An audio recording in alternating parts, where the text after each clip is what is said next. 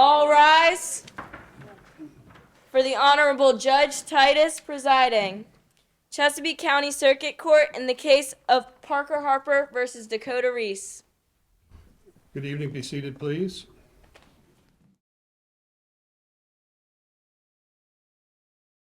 All right, and with me tonight is Judge Getty as well, who will be judging here tonight also.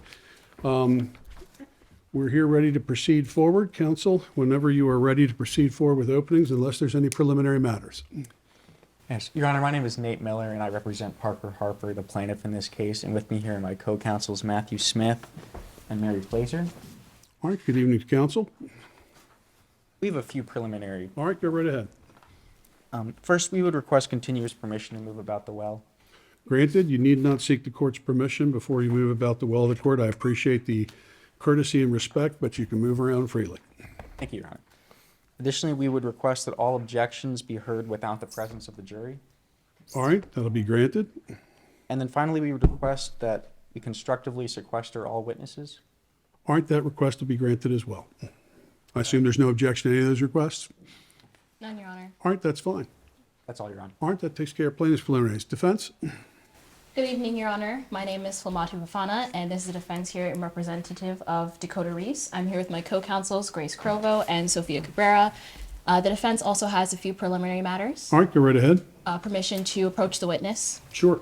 and permission to approach opposing counsel. All right, you're free to move around the courtroom freely without seeking leave of the court. No further. Yeah. All right, that takes care of the preliminaries. Plaintiff, whenever you're ready with your opening statement, you may proceed.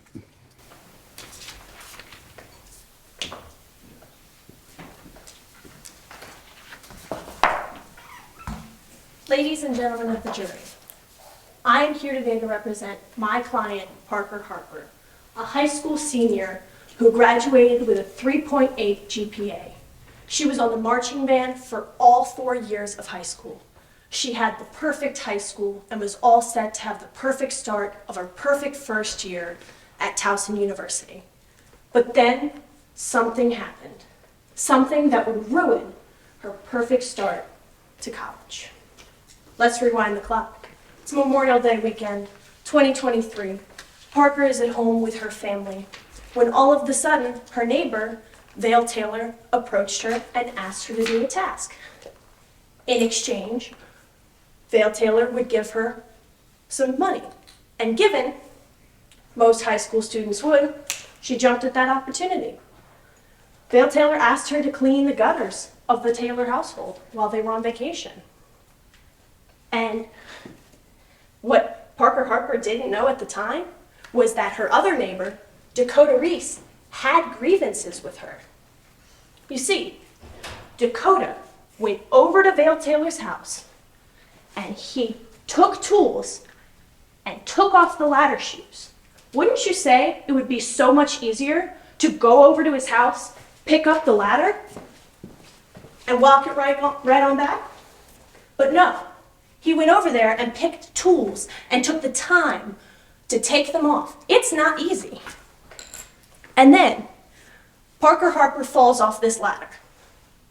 Just a few days after the fall, when it couldn't get any worse for poor Parker, she gets rear-ended by another neighbor, Whitney Jones, who was going 10-15 miles an hour at most. And you see, she didn't receive any injuries, any extra injuries from the fall, or from the car accident. Her injuries were only worsened by the ones that were already caused by the fall. We will prove today by a preponderance of evidence that it was Dakota's negligence that caused Parker Harper to get injured.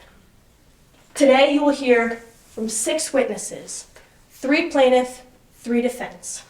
First, you'll hear from Vale Taylor, the owner of the ladder, the one who hired Parker. She'll share the grievances that Dakota had with her. Then, you will hear from our expert witness, Dr. Chris Morgan, the one who treated Parker. She will talk about the injuries Parker Harper received and what exactly caused them. Finally, from defense, you will hear from Parker Harper herself, who will tell you all about how she fell off the ladder and all about how all she wanted to do was finish out her summer and that's why she didn't go to the doctors right away. 3 defense. Whitney Jones was speeding, and she noticed an injury from Parker Harper. Dr. Avery, 25% of his entire income comes from this defense firm right here. Huh, isn't that kind of weird? And finally, you will hear from Dakota Reese. She created a dangerous situation by leaving the tampered ladder shoes at Vale's house. Finally, the damages will be requested at the end of the trial because the stolen shoes equal a stolen summer. Thank you, Your Honor. All right, thank you, counsel. Defense, whenever you're ready with your opening statement.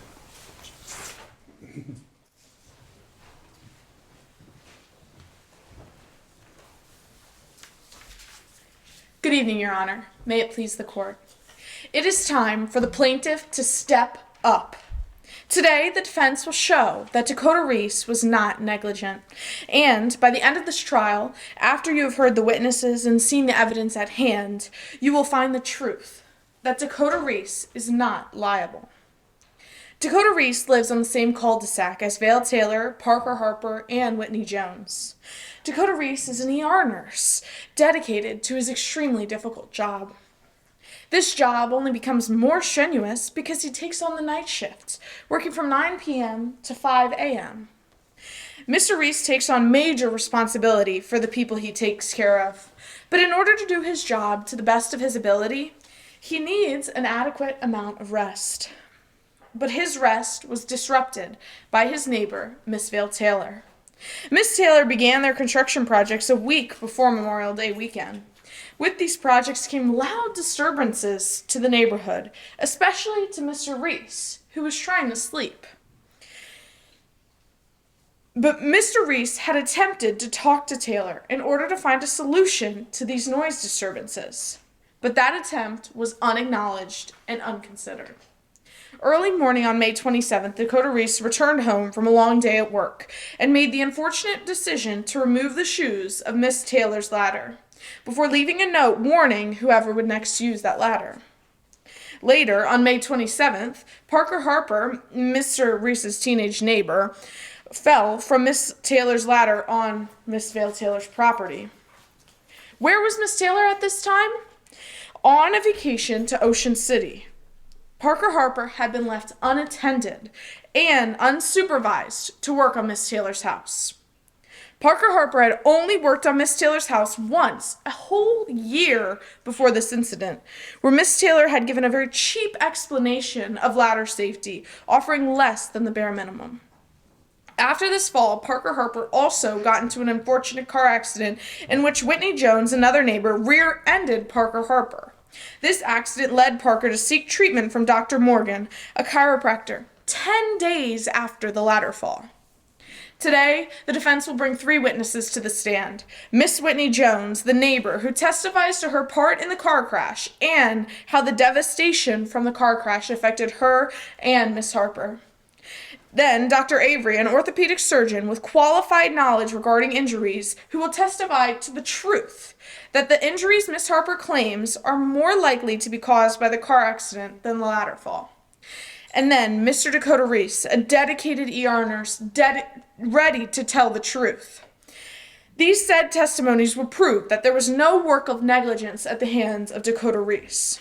In order to be considered criminally negligent, the plaintiff must prove 4 pillars of negligence: duty, breach, causation, and damages. Mr. Reese did have a duty of care to his neighbors, which he breached in a moment of weakness and tiredness, but his actions cannot be proven as the cause of Miss Harper's injuries. The evidence will illustrate both the failure of Vale Taylor to care for Parker Harper and the impact that the car crash had on Parker Harper and her injuries. It will be clear that Mr. Reese was not the leading cause of Miss Harper's injuries. Lastly, damages. The damages Miss Harper suffered were more from Miss Taylor's negligence and Dr. Morgan's charges than Mr. Reese's actions. Members of the jury, without each of these 4 elements of negligence being met, the defendant cannot be held liable. You will see today that the plaintiff will fail to prove that all 4 of these elements were present: duty, breach, causation, and damage. The evidence will display that Vale Taylor had been the primary cause of the negligence that had occurred. The plaintiff must prove that Mr. Reese was negligent by a preponderance of the evidence, meaning it is more likely so than not. 50 plus 1. If the evidence is tipped even slightly towards the defense, then you must find in favor of the defense. Now it is time for the plaintiff to step up and recognize the negligence they've pursued. By the end of this trial, you will be asked whether the defendant met the prongs of negligence, and we urge you to deliver the just verdict and find Dakota Reese not liable of negligence. Thank you. Thank you, counsel. Plaintiff, whenever you're ready, we can start with your first witness. Yes, Your Honor. We would like to call Val Taylor to the stand.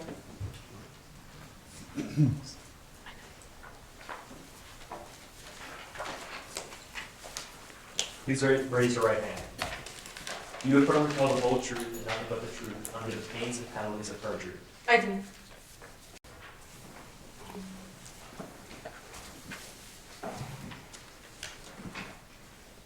So for the record, what's your name?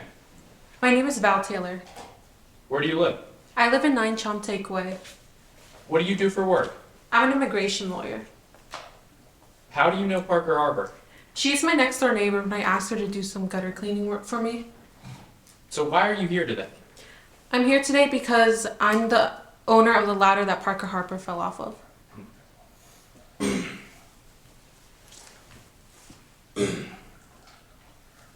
So why was she on your ladder? Because I hired her to do some gutter cleaning while I was away on vacation to Ocean City.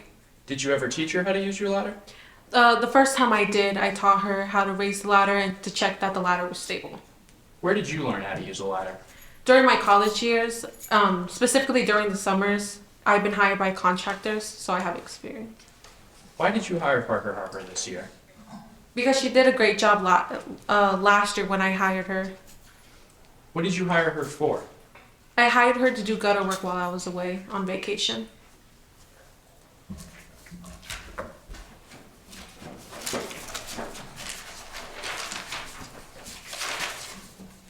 Before you left for Ocean City, did you review ladder safety with Parker? No, however, I did inspect the ladder myself and I did tell her that it was in perfect condition for her to use. Where did you leave your ladder before you left? I left it on the side of my house. Your Honor, at this time I'm showing opposing counsel. You want Exhibit 29? Would you like a courtesy copy? That's all right. We have a courtesy mark. Showing witness pre-marked Exhibit 29. What is this? This is a picture of my house. Is that a fair and accurate copy? It is. Your Honor, permission to admit Exhibit 29 into the record? Any objection? No, Your Honor. All right, it's received. Permission to publish? You may.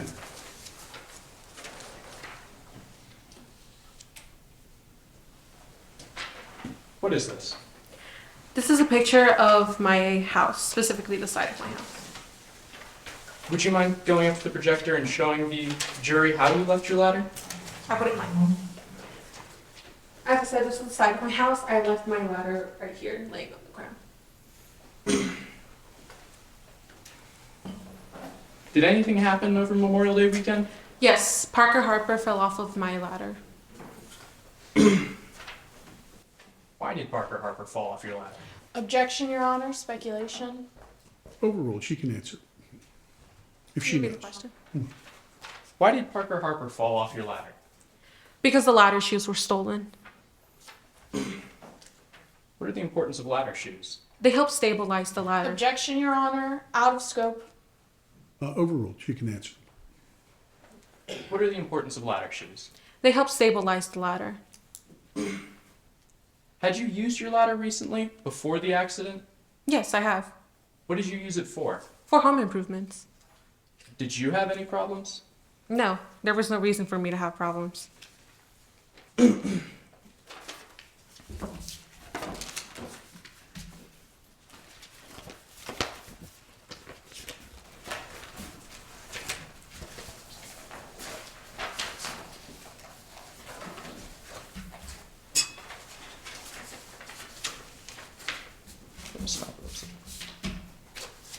Why did Parker Harper fall off the ladder? Objection, Your Honor. Asked and answered. Sustained, that wasn't asked already. Why did Parker Harper fall off the ladder? Objection, Your Honor, asked and answered. Sustained. I'll return, yes, sir. All right, at this time, I'm showing opposing counsel, pre-marked exhibits 9 through 16.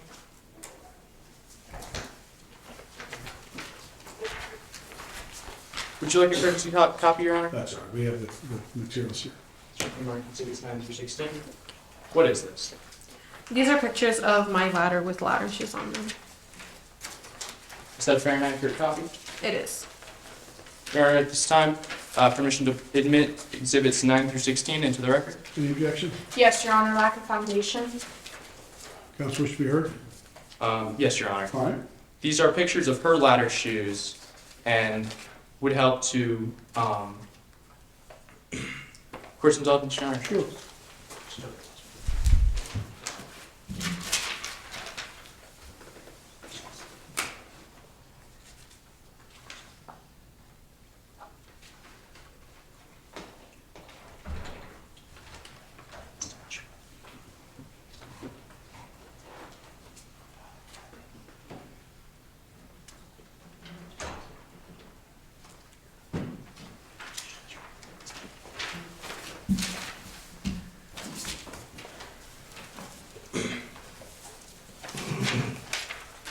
What are exhibits 9 through 16? 9 through 16 are pictures of my ladder shoes and how to take off ladder shoes. Your Honor, I was going to, for exhibits 9 through 16, they are pictures of her ladder, and I was going to ask her more questions about her own ladder. You're offering them again. Is there any objection at this time, counsel? No, Your Honor. All right, without objection, then 9 through 16 are received.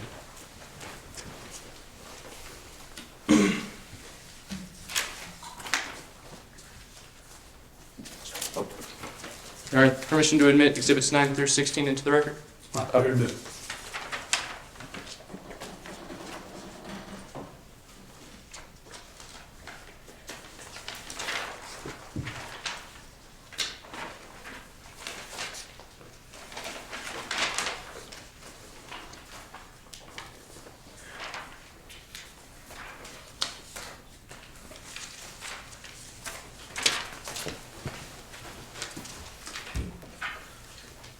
How do you attach ladder shoes?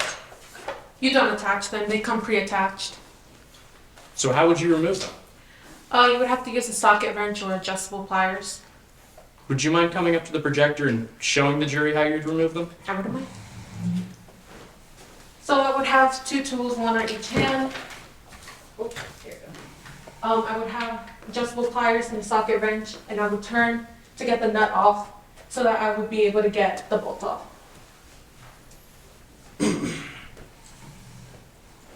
So is it easier to remove the ladder shoes or to just take the ladder?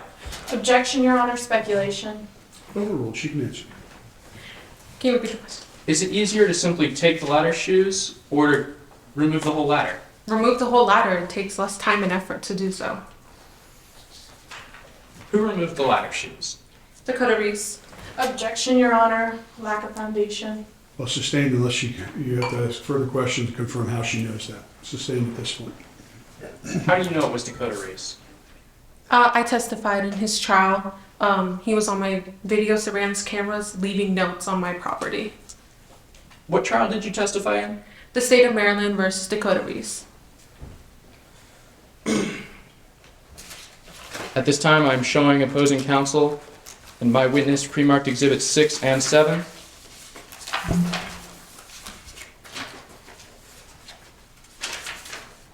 Six and 7.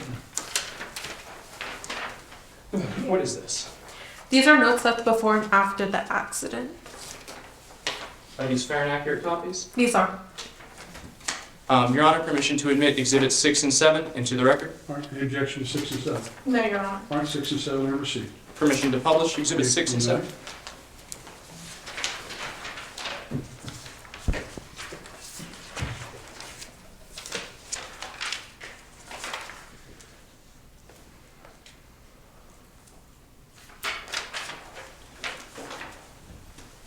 What are Exhibits 6 and 7? Exhibit 6 and 7 are notes left by Dakota Reese before. Objection, Your Honor. Asked and answered. Overruled. She hasn't answered that yet. Overruled. Can you repeat the question? What are Exhibits 6 and 7 here? 6 and 7 are notes left before and after the accident. Would you mind reading Exhibit 6 here for the jury? I wouldn't mind. Good luck trying to get any work done without your shoes. Don't worry, you'll get them back on Tuesday. Nighty night. Would you mind reading Exhibit 7 for the court? I wouldn't mind. We all just needed some sleep. You can get back to work now. Please be mindful of your neighbors. Who left these notes? Dakota Reese. How do you know Dakota Reese? He's my next door neighbor. How is your relationship with Dakota Reese? Tense, not good. Have you had any problems with her in the past? Yeah, he's really come up to me asking me to tone down the noises that I was making for my home improvement that I did at a reasonable time. What, if anything, came as a result of this? In the state of Maryland versus Dakota Reese that I testified, he was convicted of theft and sent to 4 consecutive weekends in jail. Objection, Your Honor. Hearsay. Overruled. Your Honor, that will be all at this time. All right, cross-examination.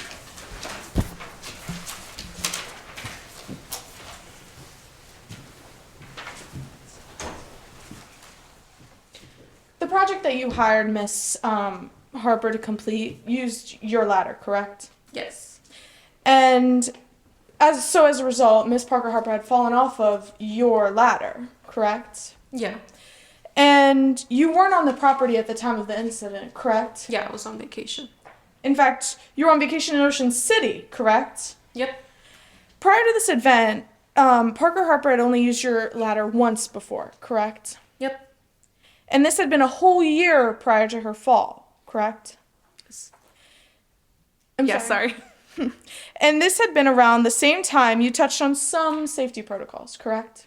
I gave her a proper rundown on the ladder to make sure it was stable, some basic things. Thank you. And so a full year had passed without re-explaining these safety protocols, correct? Because I told her it was in perfect condition. Okay. So these safety measures were only explained once on a single occasion to Miss Harper, correct? Yeah, no, Yes.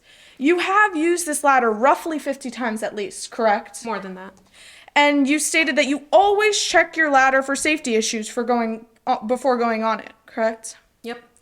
And anyone who didn't would be crazy not to check properly, right? Well, in this case, I told Parker Harper that I inspected it and it was in good, perfect condition. And you had previously stated that anybody who didn't properly check a ladder before going on it would be crazy not to check properly. Not crazy, but they should make sure.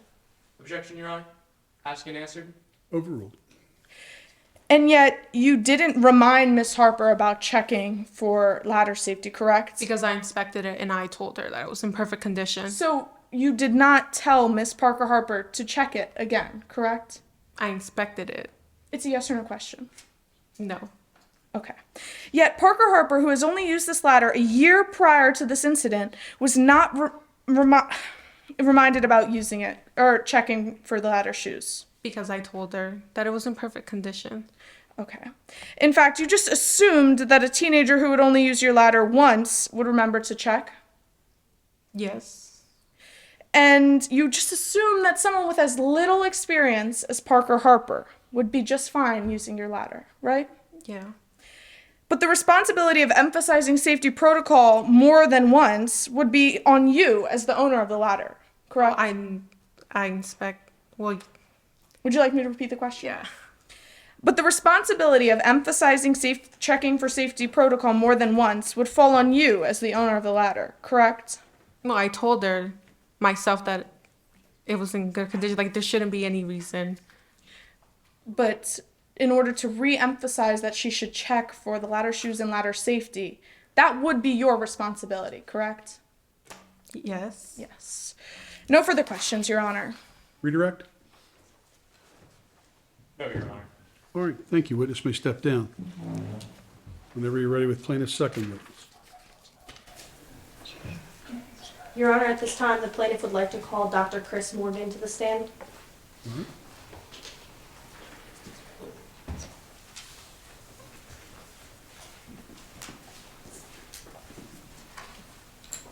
Please raise your right hand.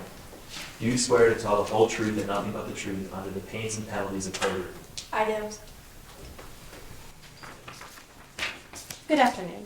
Please state your name and occupation for the record. My name is Dr. Chris Morgan. I'm a chiropractic in Ouch Chiropractic. Where do you practice Ouch Chiropractic, my business, and where is that? in Chesapeake County. Where did you receive your training? I went to UMBC to get my bachelor's in biological science and Texas Chiropractic College for my doctorate in chiropractic therapy. What did you study in school? Biological sciences, but I got my doctorate in chiropractic therapy from Texas Chiropractic College. How long have you been a chiropractor? For 15 years, but in the past 5 years, I've recently opened my own business called Ouch Chiropractic. Are you being paid for the testimony here today? I am $1,000 each day I'm here. What kind of clients do you have? 85% of them are referrals from attorneys, while 15 are walk-ins, but we don't accept insurance, so it's all out-of-pocket payments. Have you ever testified as an expert in court before? I have. I was summoned 500 times, but I've only testified for 5. Your Honor, at this time, we would like to declare Dr. Chris Morgan as an expert in chiropractic therapy services. All right, any voir dire by the defense as to the witness's qualifications? Yes, Your Honor, the defense would like to voir dire. All right, you can proceed. Court's indulgence. All right?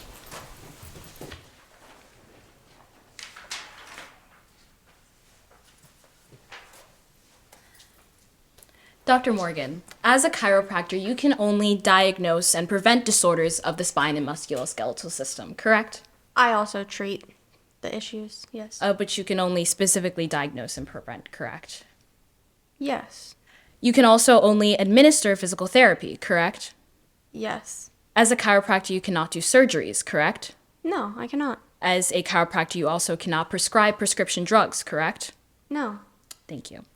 Your Honor, the defense has no objections to Dr. Chris Morgan being admitted as an expert in the limited field of chiropractic therapy services. All right, with that objection, then the court will recognize Dr. Chris Morgan as an expert in the proffered field of chiropractic medicine. Thank you. You can proceed.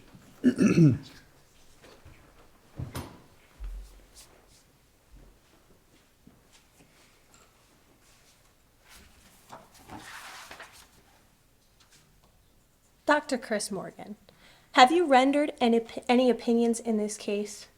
I have. Did you review facts and data for this opinion? I have. What did you review? I reviewed Parker Harper herself and also any medical problems with her. Are these facts and data reasonably relied upon by experts in your field? They are. Your testimony today is your testimony today based on reliable principles and methods? Yes. And did you apply these principles and methods to the facts of this case? I have. Dr. Morgan, could you please explain for the court what exactly is chiropractic therapy services? It's the process of treating and diagnosing and treating injuries to the spinal area and other areas of the body using a controlled force with your hands or a small tool. Dr. Morgan, when did you first meet Parker Harper? June 5th. And did she come into your business? Yes. What, if any, pains was she complaining about? She complained about pain in the upper to mid back area with a pain of an 8 to 9 on the pain scale. When you started seeing Parker, were you aware of any ongoing litigation? I was not. Your Honor, at this time, I'm now giving opposing counsel what has been pre-marked as Exhibit 34. Dr. Morgan, do you recognize this? I do. It's the pain scale we use at my business. Is it a fair and accurate copy? Yes. Your Honor, at this time, I would now like to enter Exhibit 34 into evidence. The objection to 34. No objections, All Your right, Honor. 34 is received. Permission to publish to the jury? Sure. Dr. Morgan, could you please stand up for the court and point and explain more in depth of what this pain chart is and how it's used in your office? This pain chart is a scale of 1 to 10 on how people will tell me how their pain is on this chart using faces and numbers in order for me to tell what type of treatment I will need to do. and how much pain they are in. And Parker Harper described a pain of very severe from an 8 to 9 out of 10 when she came into my business. Dr. Chris Morgan, did Parker Harper say there was a difference between the pain she had before the accident and after the car accident? She did. She said that she had an 8 out of 10 pain when she came into the business before the car accident, and then after the car accident she had a pain out of a 9 out of 10. Thank you. You may be seated. Court's indulgence, Your Honor. All right.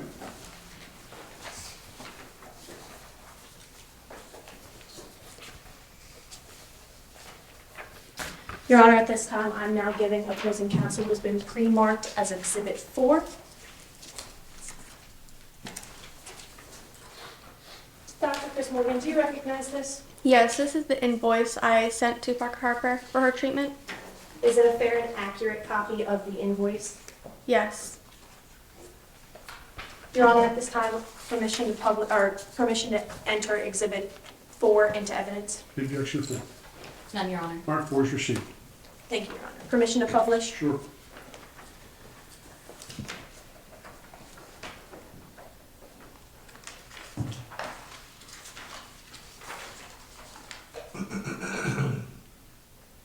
All right, Dr. Moore, we're specifically looking at the total balance, just for your reference. All right. What is the total balance that you gave to Parker Harper? The end amount of money that Parker Harper owes me is $6,000. And was that for all of your treatments and different things that you administered to Parker? Yes, for all the treatment. What, if any, treatment did you administer to Parker? I went through multiple rounds of electrical stimulation, temperature therapy, which consisted of hot and cold packs, and we also did exercises. Dr. Morgan, in your expert opinion, what would you say caused these injuries? I would say the fall. How long would you say Parker Harper had these injuries after the first visit? Not very long. Court's indulgence, Your Honor. All right.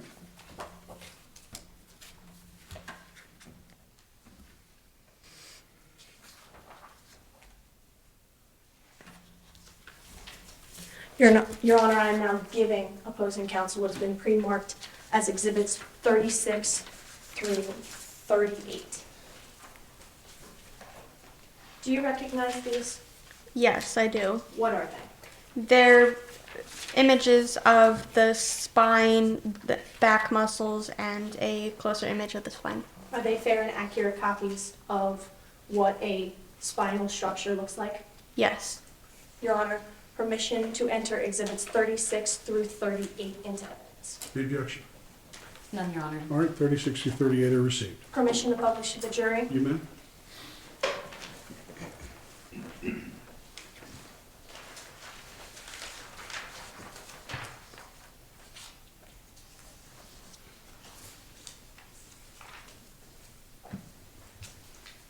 Dr. Chris Morgan, could you please stand up and point to the specific muscles in where you treated Parker and where she complained about the most injuries? Parker Harper complained about pain in the cervical and thoracic spine, which you can see here. And in the muscles, the trapezius muscles is where the pain was mostly present. I treated Parker Harper with electrical stimulation in order to bring the inflammation up to the surface of the body, and then we did the temperature therapy in order to heal the inflammation. Objection, Your Honor. Narration. Overruled. I did the temperature therapy to complete the inflammation and to settle that down in order to heal it better. And then we did exercises to be able to strengthen the muscles in the back of Parker Harper. No further questions, Your Honor. Cross-examination.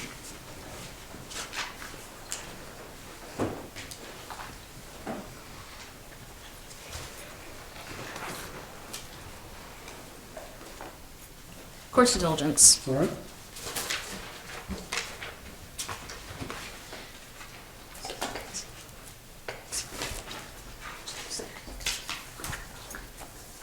Your Honor, I'm publishing to the jury what has been pre-admitted as Exhibit 4. All right.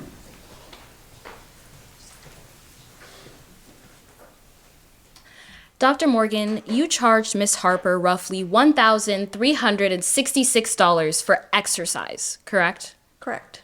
And you charged Miss Harper $277 for the initial physical therapy evaluation, correct? Correct.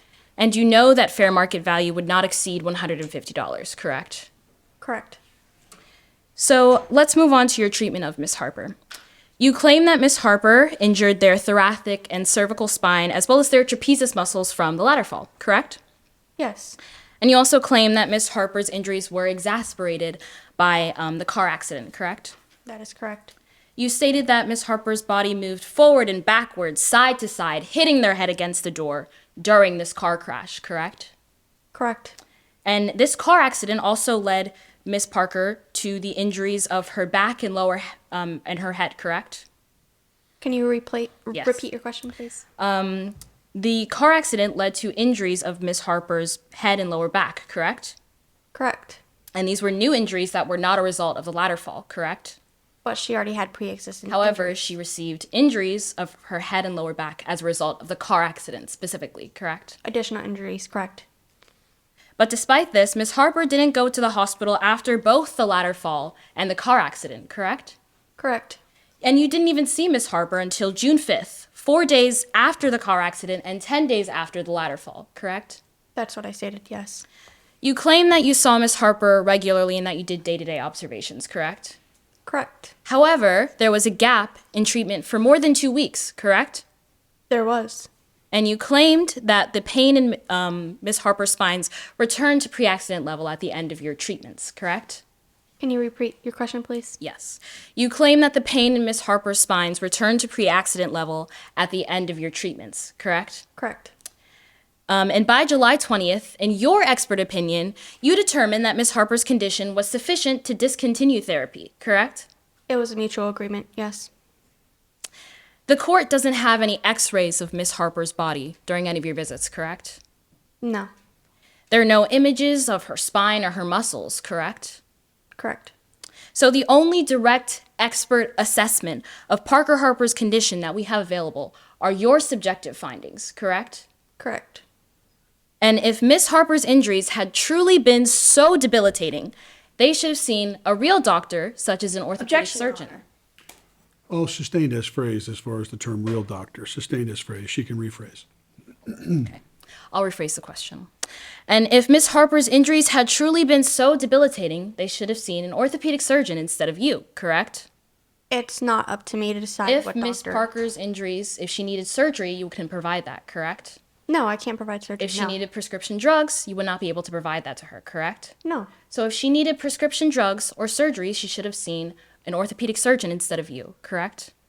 She chose to see me. But if she needed prescription drugs or surgeries, she should have seen a real doctor, correct? Yes. Objection, Further Your Honor. questions, Ask Your and answer.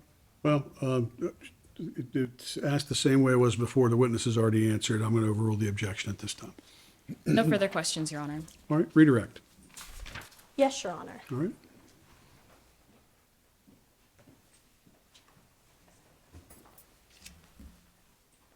Dr. Morgan, are these charges open to, did you try and hide them from any of your patients beforehand? No, everyone who comes into my business knows what they're going to be paying. Did Parker Harper know about the charges beforehand? Yes. Now, in terms of the car accident, how many car accidents happen a day? Quite a few. Objection, Your Honor, out of scope. I'll allow some latitude, but let's make the point and move on. Overruled. She can answer. Thank you, Your Honor. Have you ever treated a car accident before? I have. So would you be able to differentiate between a car accident injury and, say, a ladder fall injury? I could, yes. Thank you.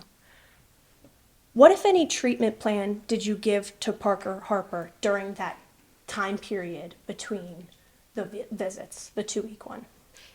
in between the two visits, I was not actively seeing Parker Harper, but I did assign some exercises in order to help her further strengthen her muscles to be able to get back to where she was before the accident.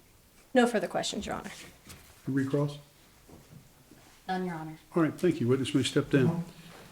Ready for plaintiff's third witness whenever you're ready. Call Parker Harper this time. All right.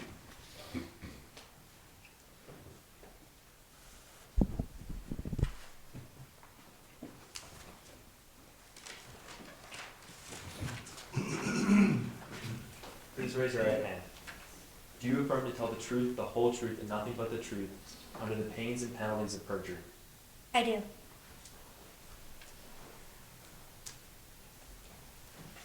Could you please introduce yourself to the court?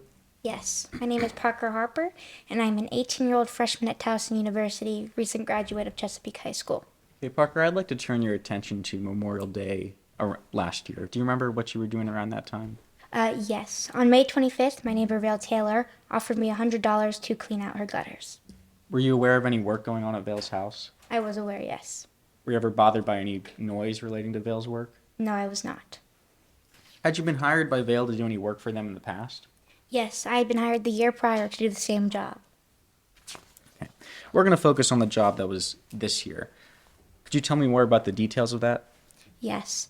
So on May 25th, after they offered me the $100 to do the job and I accepted, that Saturday I went over to Vale's house to clean out the gutters.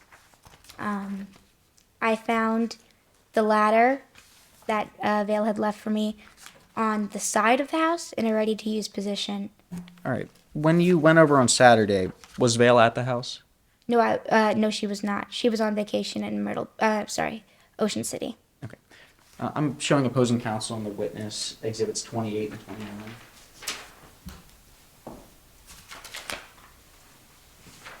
What do exhibits 28 and 29 show? Those are different views of Vale Taylor's house. And are those fair and accurate depictions of Vale's house around Memorial Day weekend last year? Yes, they are. This time, plaintiff requests exhibits 28 and 29 be admitted into evidence. Any objection? None, Your Honor. All right, they're received. Permission to publish? You may.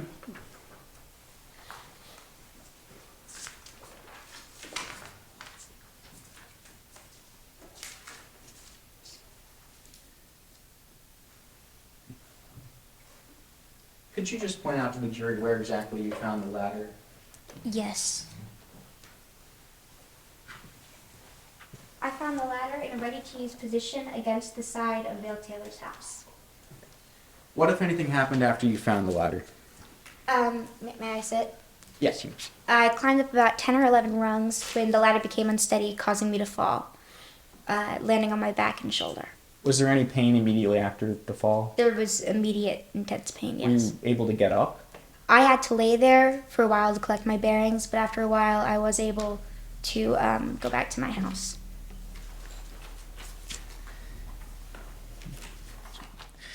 Now, when you originally found the ladder, was there anything you found with it? Yes, there was a note on the bottom rung of the ladder. I'm showing opposing counsel exhibit 6. This has already been admitted to evidence. Can you identify exhibit 6? Yes, it's the ladder I found on the bottom. Oh, read it? Possession, what it was. Oh, it's the note that I found on the bottom rung of the ladder. Okay. Permission to publish. Sure. Could you read this note out loud to the jury? Yes, it says, "Good luck trying to get any work done without your shoes. Don't worry, you'll get them back on Tuesday. Nighty-night." And what was your reaction when you read that note? I was a bit confused, but I assumed that the letter was referring to Vale Taylor's work shoes, so I did not think much of it. Were you aware of the terminology ladder shoes at the time? No, I was not. Okay. Did you inspect the ladder before using it on Saturday?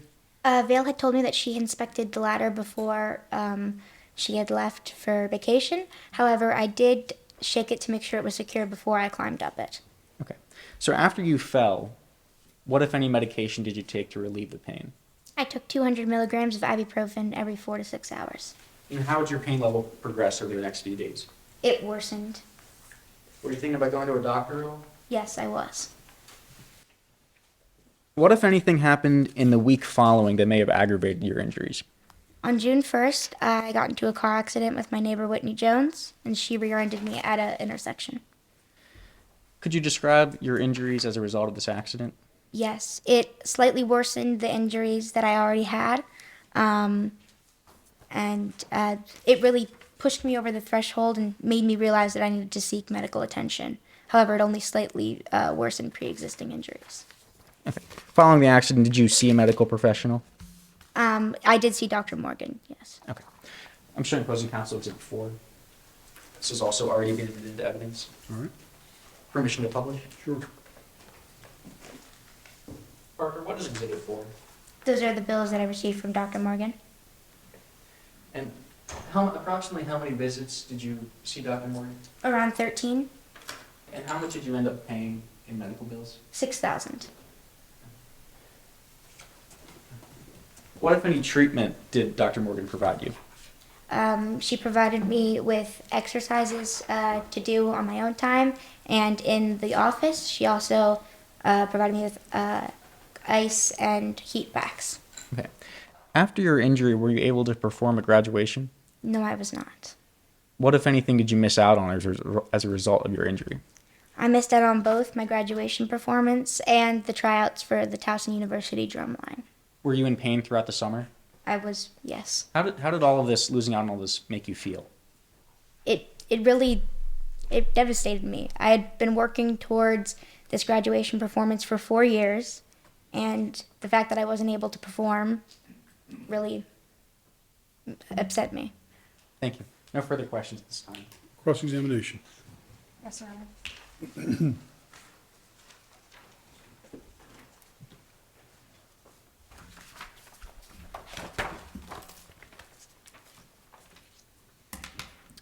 Good evening, Ms. Parker. Good evening. So you were paid by Vale Taylor to clean their gutters, correct? Correct. And Vale Taylor was in Ocean City on vacation while you were hired to do so, correct? Correct. They were there while I was doing the job. All right. And moving on a little further, let's talk about your relationship with Whitney Jones. You were in a car accident with Miss Jones, correct? Correct. And in fact, you stated that the impact of the car crash felt like whiplash, right? It did, yes, correct. And it was as if Miss Jones was going 20 to 30 miles per hour, correct? It did, yes. Yet you were still able to drive away without a need for immediate medical attention, right?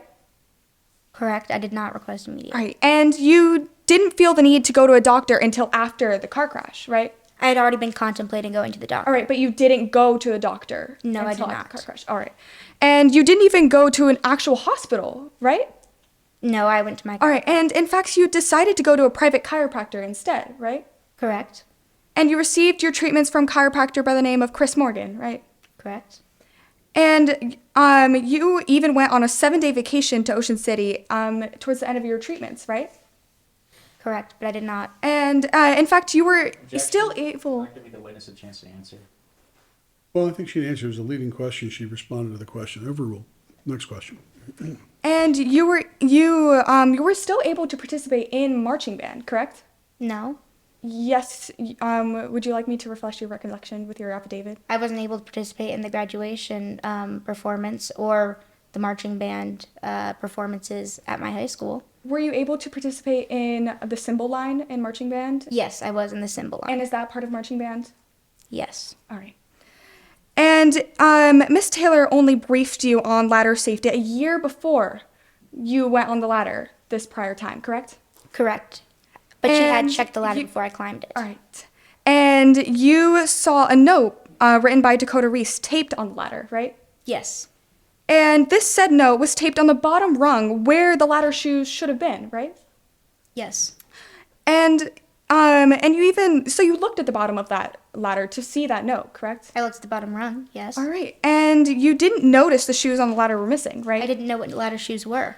Right. So did Mr. Taylor, or Miss Taylor rather, teach you about ladder shoes in any way? The year prior, she had taught me about ladder safety, but I did not recall. Nothing about ladder shoes? Not that I recall. All right. And you didn't even know about ladder shoes till after you fell off the ladder, right? Yes. And before the incident, all you decided to do was simply shake the ladder to make sure that it was safe, right? Yes, but Vale Taylor had checked the ladder previously But and told me you that she had weren't thoroughly prepped. inspected it. All right, and that was a yes or no question. Just to reiterate, Mr. Taylor didn't prep you on proper inspection to make sure yourself that the ladder was safe, correct? She had checked it herself. But she didn't teach you proper inspection, correct? Not that year. She did All probably right. the year prior. No further questions, Your Honor. Redirect?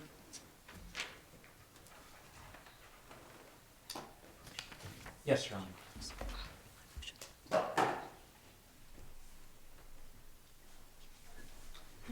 Court's indulgence? Sure.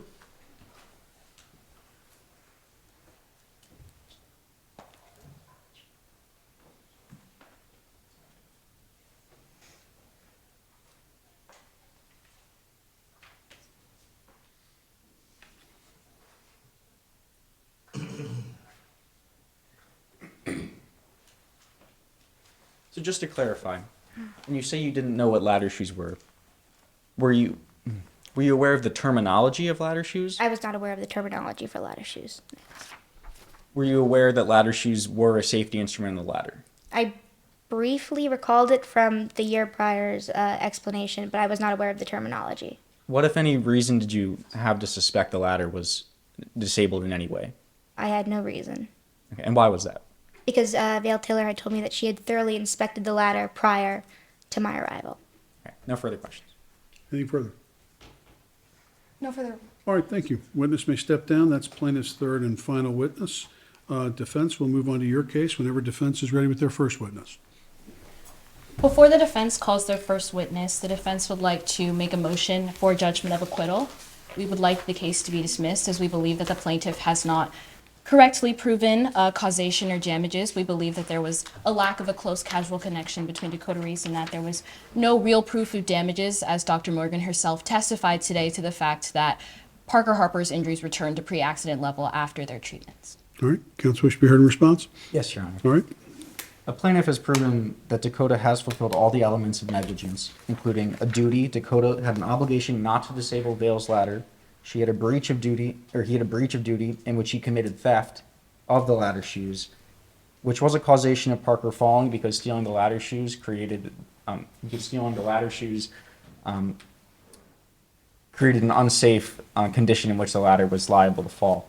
Additionally, plaintiff has asserted that Vale Taylor found the ladder, or Vale Taylor had left the ladder at the bottom of the house, and Parker Harper had found it leaning against the house in a ready-to-use position, indicating that Dakota Reese had placed it there in a ready-to-use position and therefore satisfied the elements of negligence.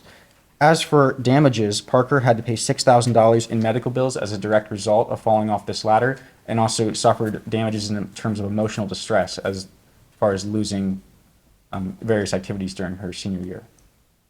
all right, thank you, counsel. Consistent with the rules of the competition, this is a jury trial. And in a jury trial, when a motion for judgment is made at the close of the plaintiff's case, all inferences must be resolved in favor of the non-moving party. At this point, I'm satisfied that the plaintiff has set forth a sufficient prima facie case where this is a square jury issue, so I'll respectfully deny the motion for judgment at the close of the plaintiff's case. Defense, whenever you're ready with your first witness. Yes, Your Honor. The defense would like to call Miss Dakota Reese to the stand, or Miss Whitney Jones to the stand.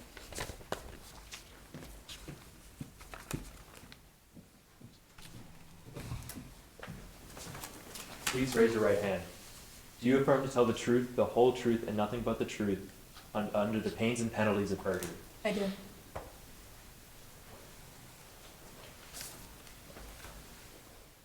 Good evening, Miss Jones. Could you please introduce yourself to the court? My name is Whitney Jones. I'm 35 years old, and I currently live on 21 Chop Tank Way. And do you currently work at this time? Yes, so I graduated from University of Maryland, College Park, and Salisbury University with a degree in information systems, so I currently work as a network engineer. And where you currently live in Chop Tank Way, do you have any neighbors? Yes, so some of my neighbors are Dakota Reese, Parker Harper, and Vale Taylor. Specifically, how would you describe, or how would you come to know Mr. Reese? So he's my neighbor. I've known him for a couple years now, and I know him to be like a really nice and kind person. He always generally looks out for the well-being of other people. And moving on to Miss Harper, how did you come to know Miss Harper? I was involved in a car accident with her on June 1st of 2023. All right, and could you please identify them in the courtroom today? She is sitting right over there in the white cardigan. Let the record reflect that the witness has now established the plaintiff at this time. Record will so reflect. Specifically, where did this car accident occur with Miss Harper? It was at the intersection of Severn Street and Susquehanna Avenue. At the end of Severn Street, there is a stop sign, and there I rear-ended Parker Harper's car. All right.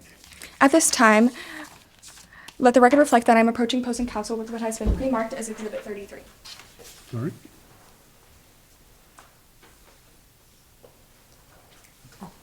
At this time, let the record reflect that I am now approaching the witness, which is what has been pre-marked as Exhibit 33. All right. What did I just hand you? This is a photo of Parker Harper's car that I took after the accident. And has this been altered in any way? No. And is this a fair and accurate representation? Yes. All right. I move to, the defense would like to move to admit Exhibit 33 into evidence. Any objection to 33? Yes, Your Honor, that paper has Exhibit 32 on it as well. Well, to the extent that they're doubly marked in the materials, I know there's 2 exhibits per page. She's offering 33 only at this point. I'll admit 33 only at this point. If she chooses to offer 32, we'll cover it then. At this point, 33 is admitted. Permission to publish to the jury. Sure.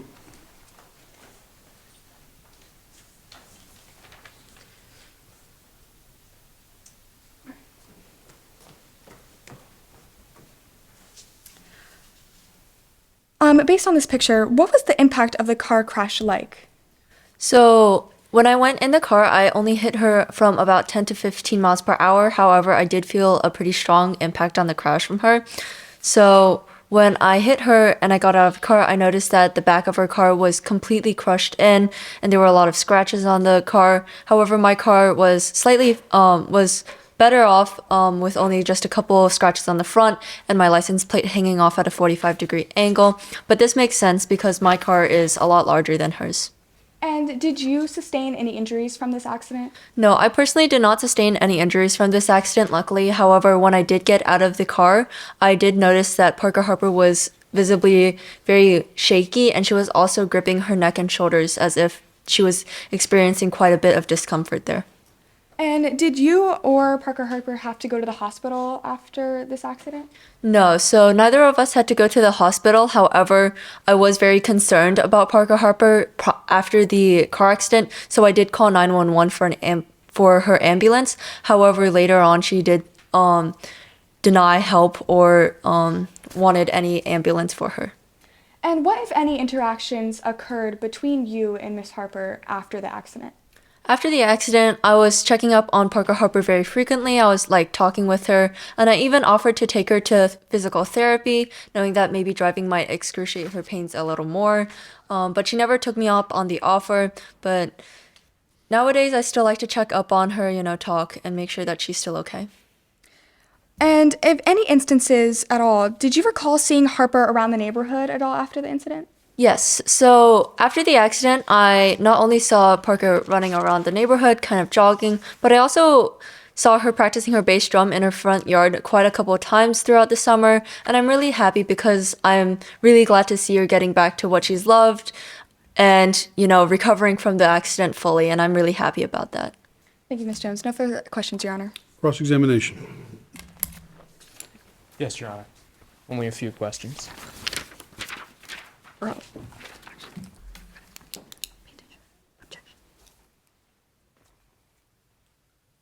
You caused this car accident, correct? Yes, so I was driving down and I admit it. I even stated that I never tried to take away any of the blame for the accident. I know that it was completely my fault. I was distracted on my phone setting my GPS and I was completely unaware of the stop sign and there I rear-ended her car. Yes, I was the complete cause of this car accident. The crash visibly damaged her car? Can you repeat that question? The crash visibly damaged her car? Yes, as you can see in Exhibit 33, it did physically damage her car. That was not a question, Your Honor. Overruled, it's cross-exam, overruled. The accident forced her car forward a couple of feet, correct? Yes, the accident had a pretty strong impact, so both of our cars lurched forward quite a couple feet. You've already stated you know Dakota Reese? I do know Dakota Reese, as he's my neighbor and has been for a few years now.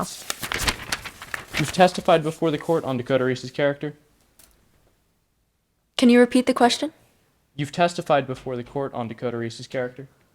I'm not 100% sure, but perhaps. Court's indulgence. All right.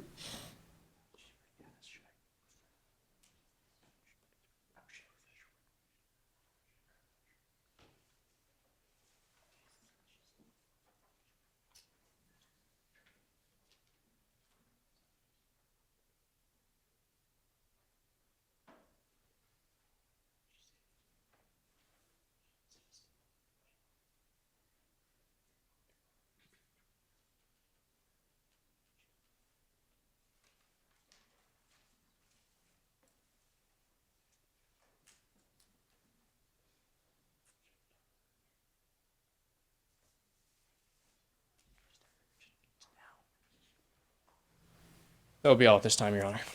All right. Anything further on direct? All right, thank you. Witness may step down. We're ready for defense second witness. The defense calls Dr. Avery to the stand.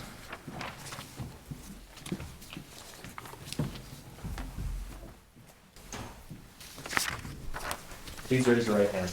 Do you affirm to tell the truth, the whole truth, and nothing but the truth under the pains and penalties of perjury? I do.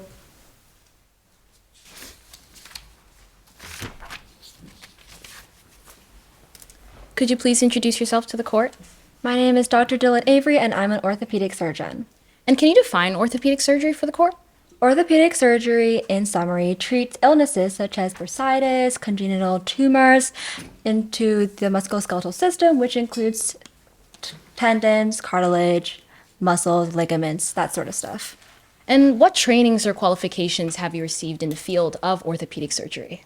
I attended medical school at Johns Hopkins University School of Medicine and completed my residency at Sinai Hospital in Baltimore. Since then, I have practiced across several different Maryland hospitals, and now, currently, I open my own practice in orthopedic surgery in Bayside General Hospital. And what's your role as an orthopedic surgeon at Bayside General Hospital?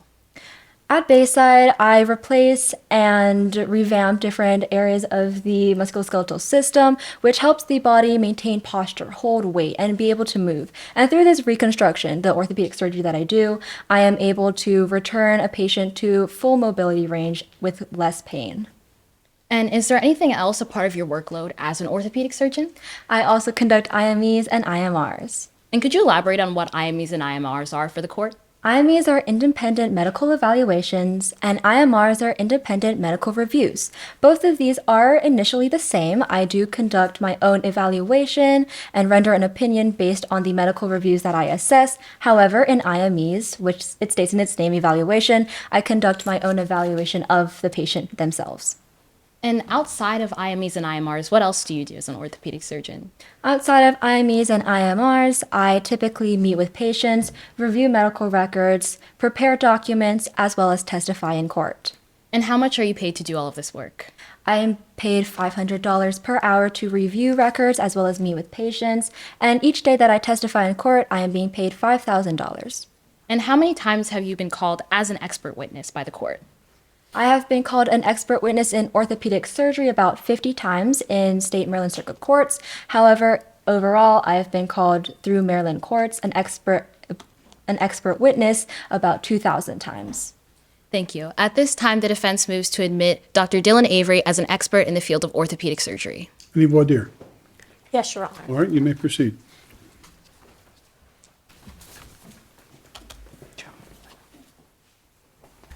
Good evening. Good evening. You said the last time you went to university was at Johns Hopkins in Baltimore, correct? For University Medical School, Yes, correct. correct. Thank you. And that was the last time, correct? Correct.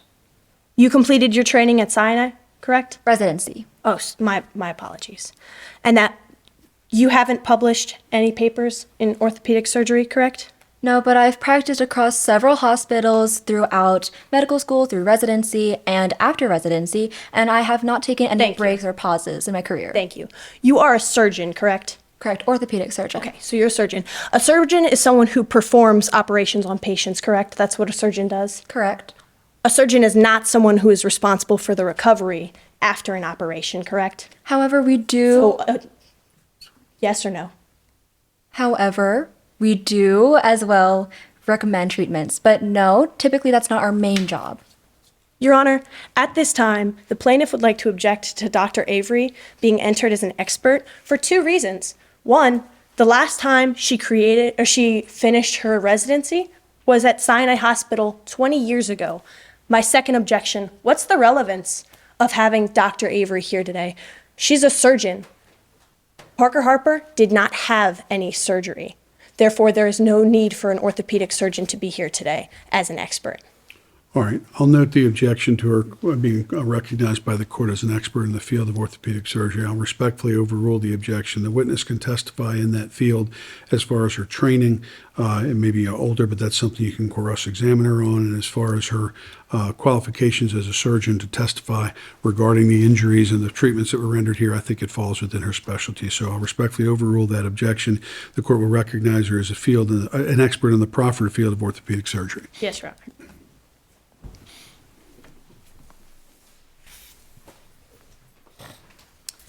So, Dr. Avery, what key materials did you review when drawing your conclusions for this case? I reviewed Dr. Morgan's report and pricings, photographs from the accident, the diagram that shows Parker Harper's musculoskeletal injuries, as well as my own report. Thank you. I'm approaching opposing counsel with what has been pre-marked and pre-admitted.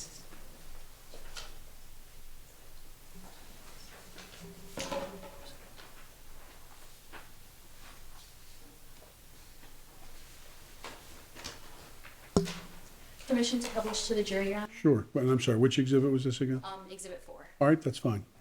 It's already in evidence, you can publish it.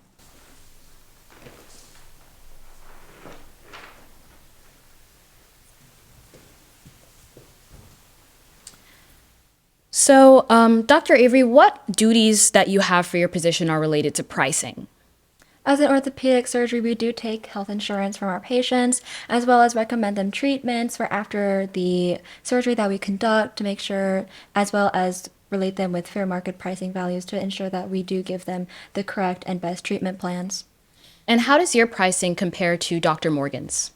All individuals who own their own practice and interact with patients must be in line with fair market values, in this case the Baltimore metro area, and Dr. Morgan's pricings do not currently reflect that. Now, looking at this specific exhibit, are there any charges in your expert opinion that are alarming or exorbitant? There are.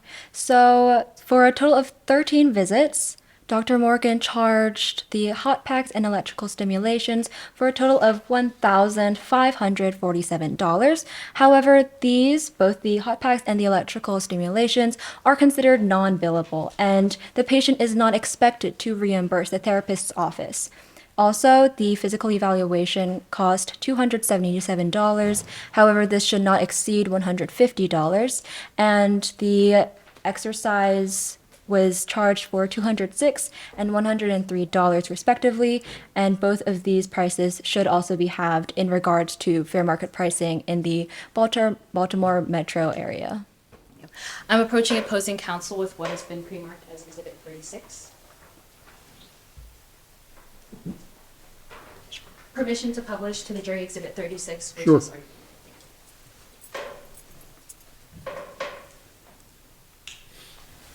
Dr. Avery, can you approach the projector and please show the jury where exactly Dr. Morgan claims Parker Harper was injured? Yes.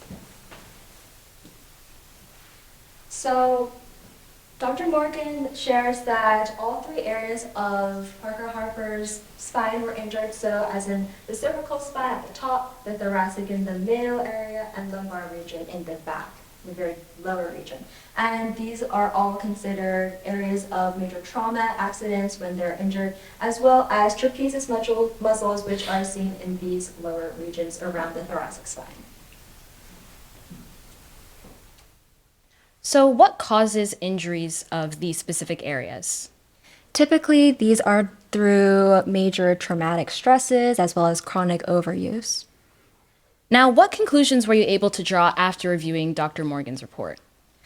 I was able to see that the pricings as well as the treatments that Dr. Morgan had done to Miss Harper were unnecessary due to the fact that there was a 2-week delay in between two of these treatments.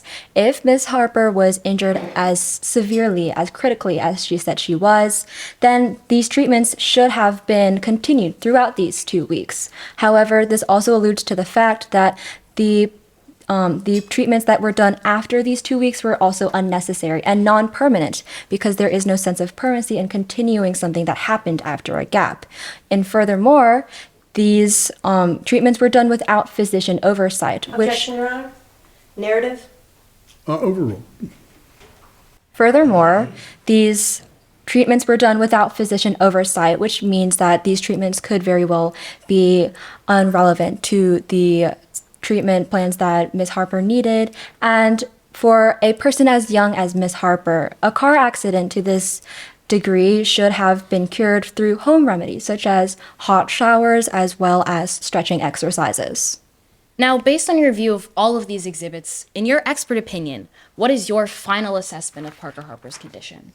Not only was Dr. Chris Morgan's pricing overpriced, unnecessary, and incompliant and not in compliance with fair market values, they were irrelevant and had no permanent history or condition or effect on Parker Harper's injuries. Thank you. No further questions, Your Honor. All right, cross-exam. Yes, Your Honor.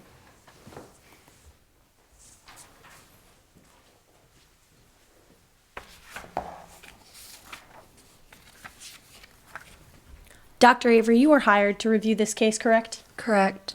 And you were paid $500 an hour to review this case, correct? Correct. And in addition to that, you're also getting paid $5,000 just to be here, correct? Because of my expert opinion, So correct. 50% of your, 50% of your workload comes from IMRs and IMEs, correct? Correct. 100% of IMRs and IMEs come from defense attorneys, correct? Correct, because they're the ones who hire you. me. Of those IMRs and IMEs, 50% of them came from this firm right here. Objection, Your Honor, argumentative. Overruled.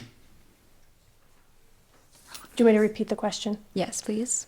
Of the IMRs and IMEs that you do, 50% of them come from this firm right here. Correct. So 25% of your entire income comes from this firm right here. Because they hire me, correct. Okay, thank you. An IMR means you review records, correct? Correct. With an IMR, you do not interact with the patient in any way, correct? Correct, I only review the medical records. Thank you. In the case of Parker Harper, was that an IMR or an IME? An IMR for good reason. Thank you. So you only reviewed his records? I only had to review his records. Thank IMEs would be unnecessary because they returned to Thank you. pre-accident Thank you. levels. That's enough. You never interacted with Parker Harper before today, correct? I only reviewed his records, correct. Thank you. The only thing you know about Parker Harper is what you read about Dr. Morgan's reports, correct? They were the only documents I had, correct. Thank you. No further questions, Your Honor. Any further? Yes, Your Honor. All right. Dr. Avery, what was the reason that you decided to conduct an IMR instead of an IME?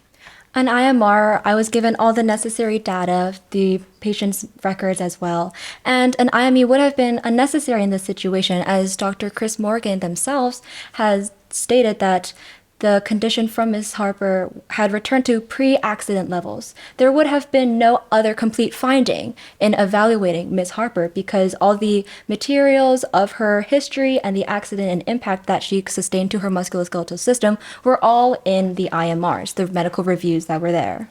Thank you. No further questions, Your Honor. Anything further? No, Your Honor. All right. Thank you. Witness may step down. That brings us to the defense third witness. The defense calls Mr. Dakota Reese to the stand. Please raise your right hand.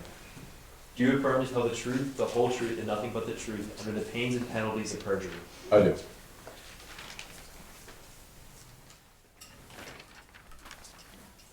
Could you please introduce yourself to the court? My name is Dakota Reese. I'm 33 years old, and I live on 7 Chop Tank Way, pretty close to Parker Harper, Vale Taylor, and Whitney Jones. And what is your current occupation? I work as a registered nurse or an RN, if it's any easier, at the Chesapeake General Hospital. And what does your typical workday look like? I mean, it's not a work day so much as a work night. I mean, I normally go to work at about 9 p.m., return from work. I usually leave work at 5 in the morning so that I can go to bed at 6, wake up at 2, and start my day again. A night nurse. How was your adjustment to the schedule? I mean, it was pretty tough at first, but, you know, it's a massive change in schedule, so of course it was. But it definitely got a lot easier over time, or at least it would have stayed that way if it weren't for some construction work for a few weeks before March 22nd through the 27th, when it started to get earlier. Where was this construction work coming from? It was coming from Vale Taylor's household. She was doing some construction. And what kind of noises did you hear as a result of this construction? You know, there was all the banging and the sawing, normal construction noises, I would say. But especially starting from the 22nd through the 27th, it started getting earlier and earlier. And did you ever talk to Mr. or Miss Taylor about this construction noise? yeah, as a matter of fact, I did try to approach Vale about this issue and try to lay out like the ramifications of her actions and how that was affecting her neighbors.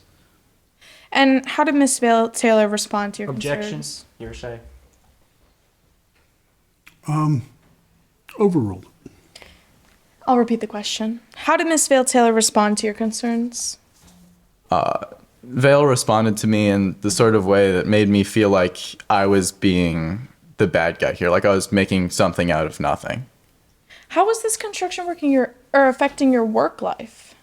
I mean, all that construction work was making it so hard to sleep, which is really important, especially for somebody that's going long hours late in the night at a nurse's position in a hospital, especially one as big as the Chesapeake General Hospital. In fact, the morning of May 27th, my boss told me that I looked like I didn't even Objection, care. hearsay. Sustained. It is hearsay. Sure. Moving on. What happened on the morning of May 27th? I was coming home from work and I reasoned that something had to happen to stop all of the noise and help me get some of my sleep, some of my mojo back, you know. What did you decide to do when you came home? I saw Vale Taylor's property. I saw a ladder laying on the side, and I thought that, hey, if I can stop the ladder from being used, if I can make sure that that isn't prominent anymore, that maybe I can get some sleep for a little bit, I can return the ladder shoes, and all will be well in the world. So what exactly did you do after seeing the ladder? I went over there and I took the ladder shoes off, and I went back home. After you came home, did you do anything else? Yeah, after I went home, honestly, I started to panic a little bit. Why were you panicking? Well, I was panicking because, you know, accidents happen. And what if there was to be an accident happening? What if Vale just forgot to look at the ladder shoes for whatever reason? So I went and typed a note to try to warn Vale about that and put it on the bottom rung of the ladder right next to where the shoes would be so that, you know, you could look at the note and see, oh, there's no ladder shoes here. I shouldn't really be using this. What happened after you put that note on the ladder? After that, I went back home and I tried to get a little bit of sleep. At 6:30, I hadn't heard any noises or anything coming from the property, so I assumed that my plan had worked and I went to bed. Was there anything more that you heard about after you placed the note on the ladder? Yeah, the morning of the 28th, the morning of the 28th, I had come back and I'd heard from my neighbor that... Objection, hearsay. Sustained. Sustained. Were there any events that you heard about after you had placed the note? Were there any events that you knew of after you placed the note? Yeah, I'd heard through the grapevine that Parker Harper had fallen off of the ladder that I took taken the shoes from. And I mean, I felt pretty bad about it. I mean, Parker was always a good kid, always with the big bass drum. I couldn't ever do that. Did you ever see Miss Parker after the incident? Objection reading. Well, overruled. Yeah, I saw Parker. I was looking out my window and I saw Parker practicing with the big bass drum in front of her, in her front lawn, which, I mean, I couldn't do that. So props to her, I guess. And did you do anything after seeing Miss Harper once more? After hearing about that and seeing Parker with the big bass drum, I decided it was fine. I'd gotten enough rest, so I returned the ladder shoes to the ladder on the morning of the 30th. Thank you. No further questions, Your Honor. Cross-examination. Yes, Your Honor.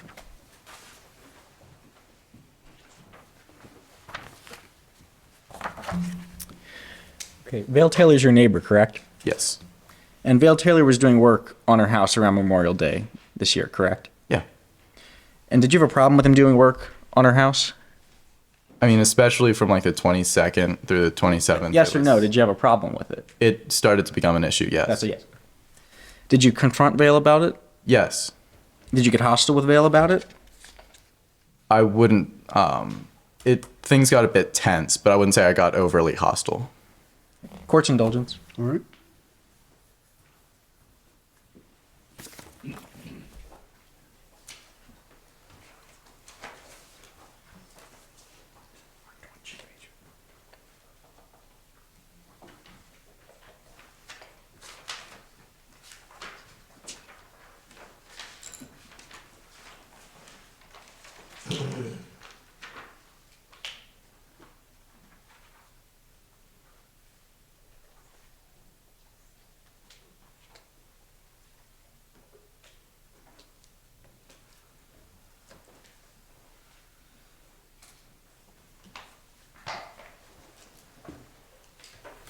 You made an affidavit, correct? I did. Is this your affidavit? Yes. And is this your signature? That is my signature. So this is a fair and accurate copy of your affidavit? Yes. Your Honor, this time. Objection, Your Honor. Counsel would like to see the affidavit that he's shown the witness. Sure, you can show it to counsel.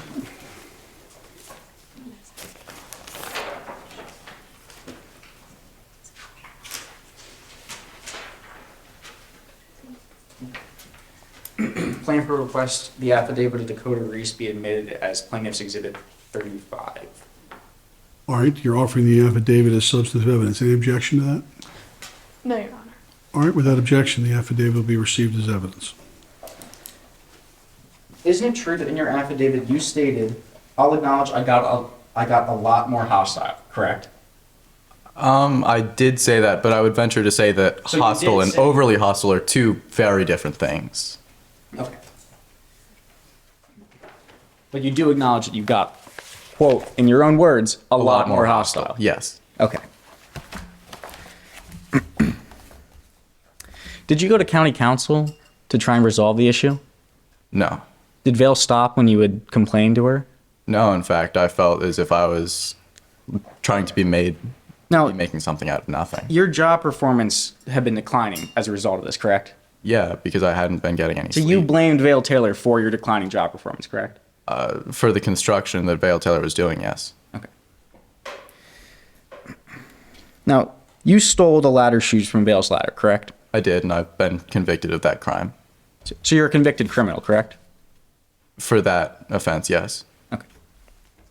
Now, you knew that a ladder without its shoes is unsafe, correct? Objection, Your Honor. Speculation. Overruled. Did you know that a ladder without its shoes is not safe? Yeah, even my very limited knowledge, I had known that. Now, even knowing that, you still decided to take the shoes, correct? Yeah, that's why I put the note to make sure that no accident. Your Honor, I'm not presenting opposing counsel and the witness plaintiff's exhibits 13 through 16. Court's indulgence, brief. All right.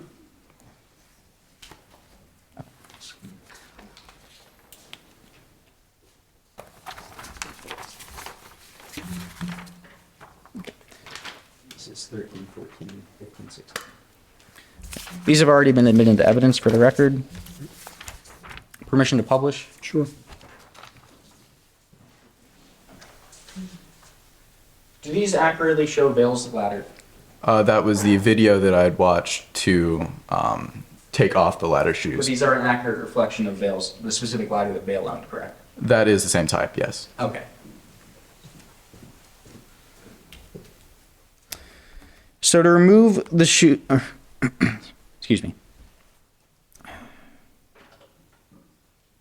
So to remove the shoes, you first had to go onto Vale's house, correct, to find the ladder? Yes. Okay, and you then found the ladder and you placed it on the ground to remove the shoes, correct? Yes. You then went and found a tool to unscrew these bolts here, correct? Yeah. And then you took the shoes off, correct? Yes. And then you placed the ladder back up on the house, correct? I did. Okay, and then you took the shoes and went all the way back home, correct? I did. Okay.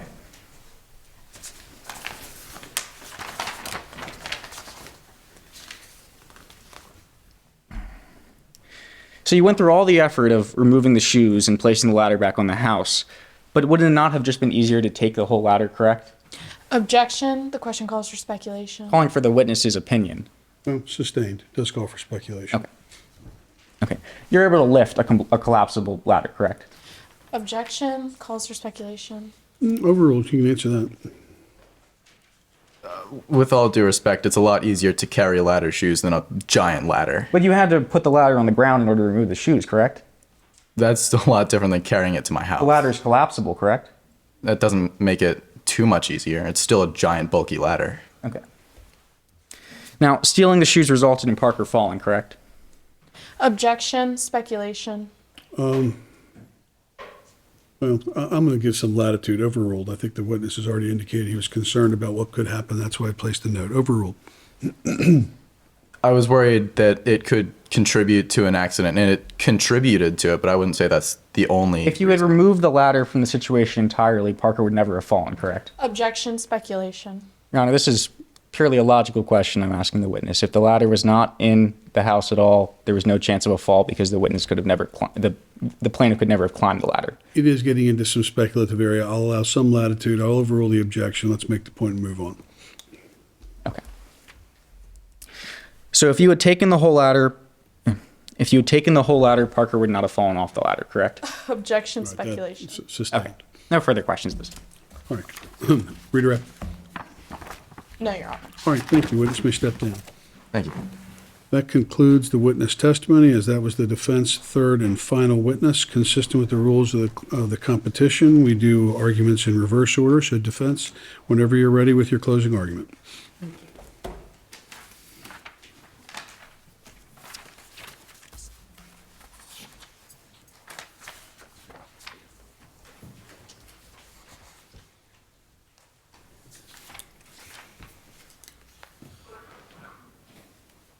Good evening, Your Honor, and members of the jury. May it please the court.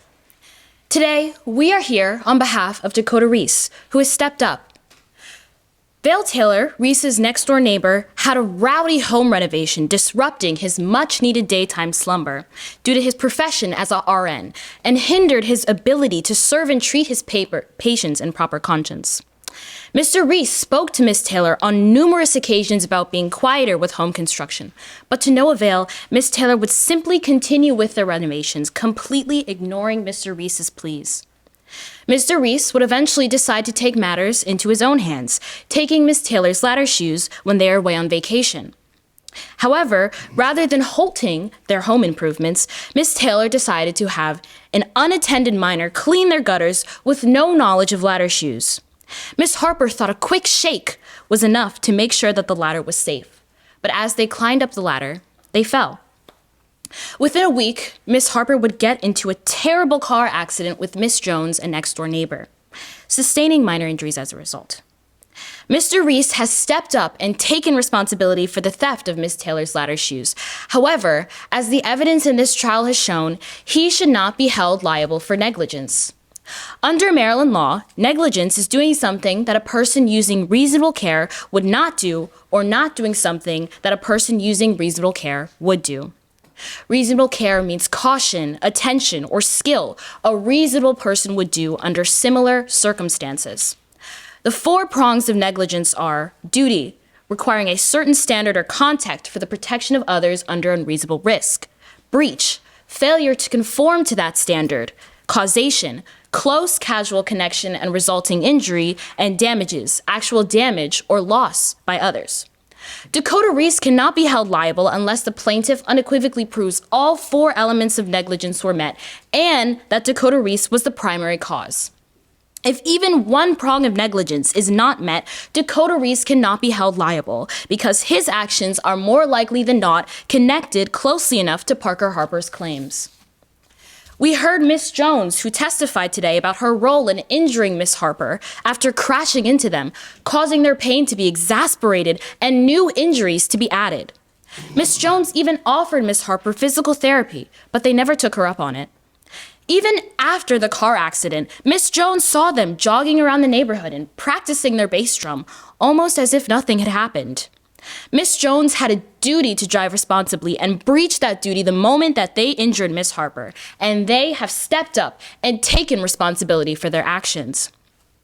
Dr. Avery, an orthopedic surgeon, testified to the fact that Miss Harper's treatments were unnecessary and ineffective due to the gap in treatments. Dr. Avery drew her conclusions from Dr. Morgan's report, who overcharged Miss Harper. Simple things such as hot and cold packs cost Miss Harper hundreds of dollars from Dr. Morgan, who exceeded market value on a number of their charges. Ultimately, more damage was received from Dr. Morgan, who was more interested in lining their pockets than actually helping their patient. The only records that we have to go off on are Dr. Morgan's subjective findings. No x-rays, no images of Miss Harper's back, just words. Dr. Morgan even agreed to the fact that if Miss Harper's injuries were truly so debilitating, they should have seen an orthopedic surgeon, not them. Mr. Reese testified to the fact that he has taken responsibility and served his time for taking Miss Taylor's shoes off their ladder. It wasn't his responsibility to make sure that the ladder was in perfect working condition and that Miss Harper was educated enough to safely use it. It was Vale Taylor's. Vale Taylor, the owner of this ladder, only spoke to Miss Harper about ladder safety one time, the last briefing being a year ago. They didn't even tell Miss Harper about the existence of ladder shoes or if they should check for them. They allowed an unsupervised, unprepared student to injure themselves on their property. It was Vale Taylor's duty to properly educate Miss Harper on ladder safety, and they failed to meet that standard. Vale Taylor has used this ladder around 50 times and always made sure to check the ladder before going up. Yet they assumed a student who had only used it roughly twice wouldn't need a refresher on how to check the ladder without Miss Taylor being present. At the time of doing this job, Parker Harper didn't even know what ladder shoes were. When she looked down at the note taped to the bottom of the ladder, she didn't even notice that these big 5-inch plastic shoes were gone. Parker Harper claimed they sustained severe injuries to affect their enjoyment of life, yet not only were they able to drive away from a car accident with Miss Jones, and after that took the ladder fall, but were able to skip treatments with Dr. Morgan for 7 days of Ocean City fun with his family. She even testified that she was able to participate in marching band in the cymbal line. If Parker Harper is claiming her injuries were so severe and that her enjoyment of life was affected, then it was Miss Jones and Miss Taylor who are responsible for this current outcome. They both failed to meet their duties of protecting Miss Harper, resulting in the current injuries and causing them physical and monetary damages, more so than Mr. Reese, who has served his time. We're not claiming that Mr. Reese is a perfect person. However, he has taken responsibility for his actions and he has stepped up.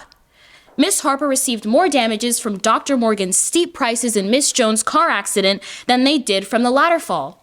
Additionally, Miss Taylor failed to meet the standard of educating Miss Harper on ladder safety, only briefing Miss Harper a year ago and allowing them to do construction on their property, inexperienced and unsupervised. As the evidence in this trial has shown, Mr. Reese should not be held liable for negligence. He has stepped up. And it's time for the plaintiff to do the same as well. Thank you. All right. Thank you, counsel. Plaintiff, whenever you're ready with your closing.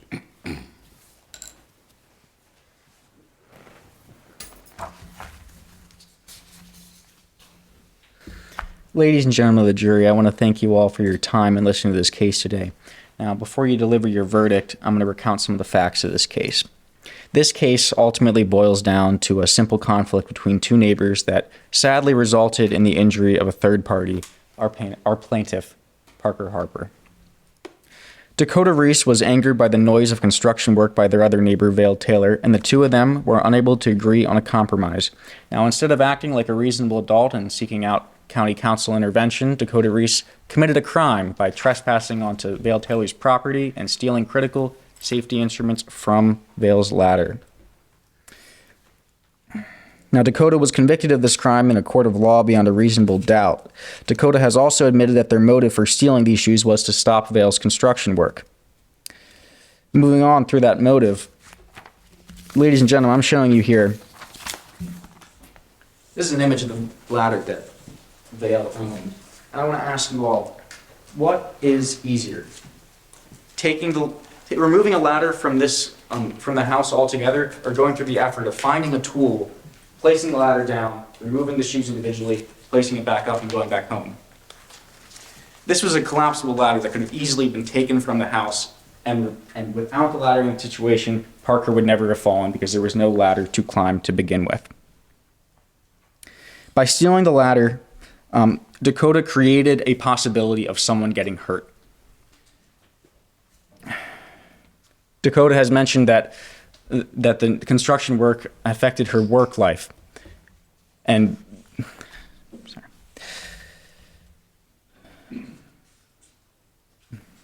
we would like to call into question the real motives behind Dakota's actions on Memorial Day weekend. Now, the difference between Parker's work on the ladder and Vale's work on the ladder is that the 50 times that Vale was climbing her ladder, her neighbor hadn't taken away the ladder shoes from the ladder those 50 times. Parker was unfortunate enough that the one time that she had used this ladder, a neighbor had unsuspectingly stolen the shoes and created an unsafe ladder. Now, Parker was not a professional gutter cleaner, and they've never claimed to be. Now, the facts of the matter are that Parker was told explicitly by Vale that the ladder was in good working order, and neither Vale nor Parker could have reasonably assumed that the defendant, Dakota Reese, had snuck onto Vale's property at the crack of dawn and removed the single most important safety piece of the ladder. When Parker found the ladder, there was a vague note placed on it referring to shoes that any reasonable person reading this would assume was referring to work shoes or any other type of footwear. Parker had no reason to believe that this was referring to the rubber ladder shoes on the bottom of the ladder. So then Parker climbs the ladder and falls off the ladder as it slips behind her. Parker falls and then hurts her back. And none of this would have happened if Dakota had just taken the ladder out of the situation altogether. A few days after that, Parker unfortunately gets in a car accident. It's a minor car accident that did not add significantly to any of Parker's injuries. Parker did not have to go to the hospital as a result of this accident, and only after that decided that enough was enough and she would see a medical professional. She then goes and sees Dr. Chris Morgan. And Dr. Morgan, in her expert opinion, concluded that the primary cause of the injuries suffered by Parker Harper were from the fall off the ladder and not the car accident. Now, might I remind you, Dr. Morgan's testimony, Dr. Morgan's examination of the plaintiff began before any litigation had began. The defense hired an expert to review Dr. Morgan's treatment plan. I'd like to remind the jury that Dr. Avery never actually saw Parker in person. We have no idea how many, quote, expert witnesses the defense looked into before consulting Dr. Avery. Remember, Dr. Avery, 25% of their workload comes from that specific defense firm right there. Dr. Avery is going to testify to anything that defense firm tells them to testify to, and they're therefore a hired gun.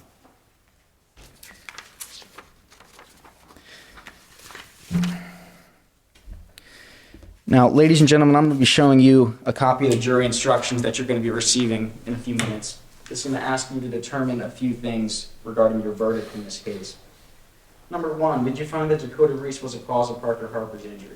Beyond a shadow of a doubt, you can conclude that by removing the ladder shoes and disabling the ladder and not removing it from the situation, that Parker was subject to an unsafe environment in which she was injured. And therefore, at least at somewhat, Dakota Reese was a cause of the injury. Number two, did you find that Parker Harper was contributorily negligent? Parker had no reason to believe that the ladder was in any way tampered with and was under the impression from her more experienced neighbor, Vale Taylor, that everything was perfectly fine with it. It was good to go, and she had no way of determining that a neighbor would have snuck on the morning before to disable it. Now, as for the elements of negligence, you've already heard about duty, breach, causation, and damages. Ladies and gentlemen of the jury, Dakota has fulfilled all the elements of negligence. Duty, she had an obligation not to disable Vale's ladder.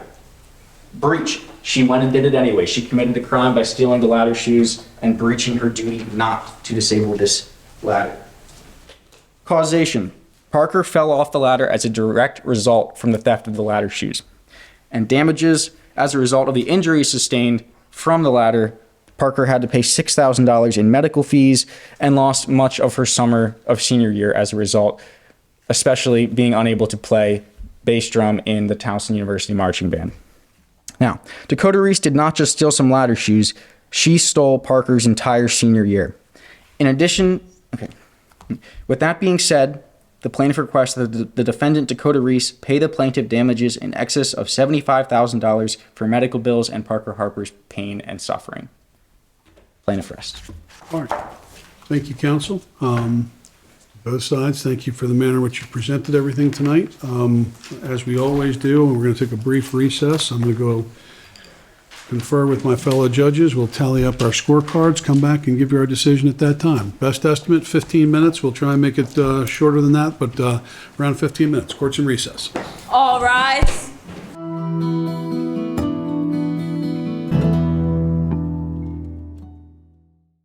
All rise.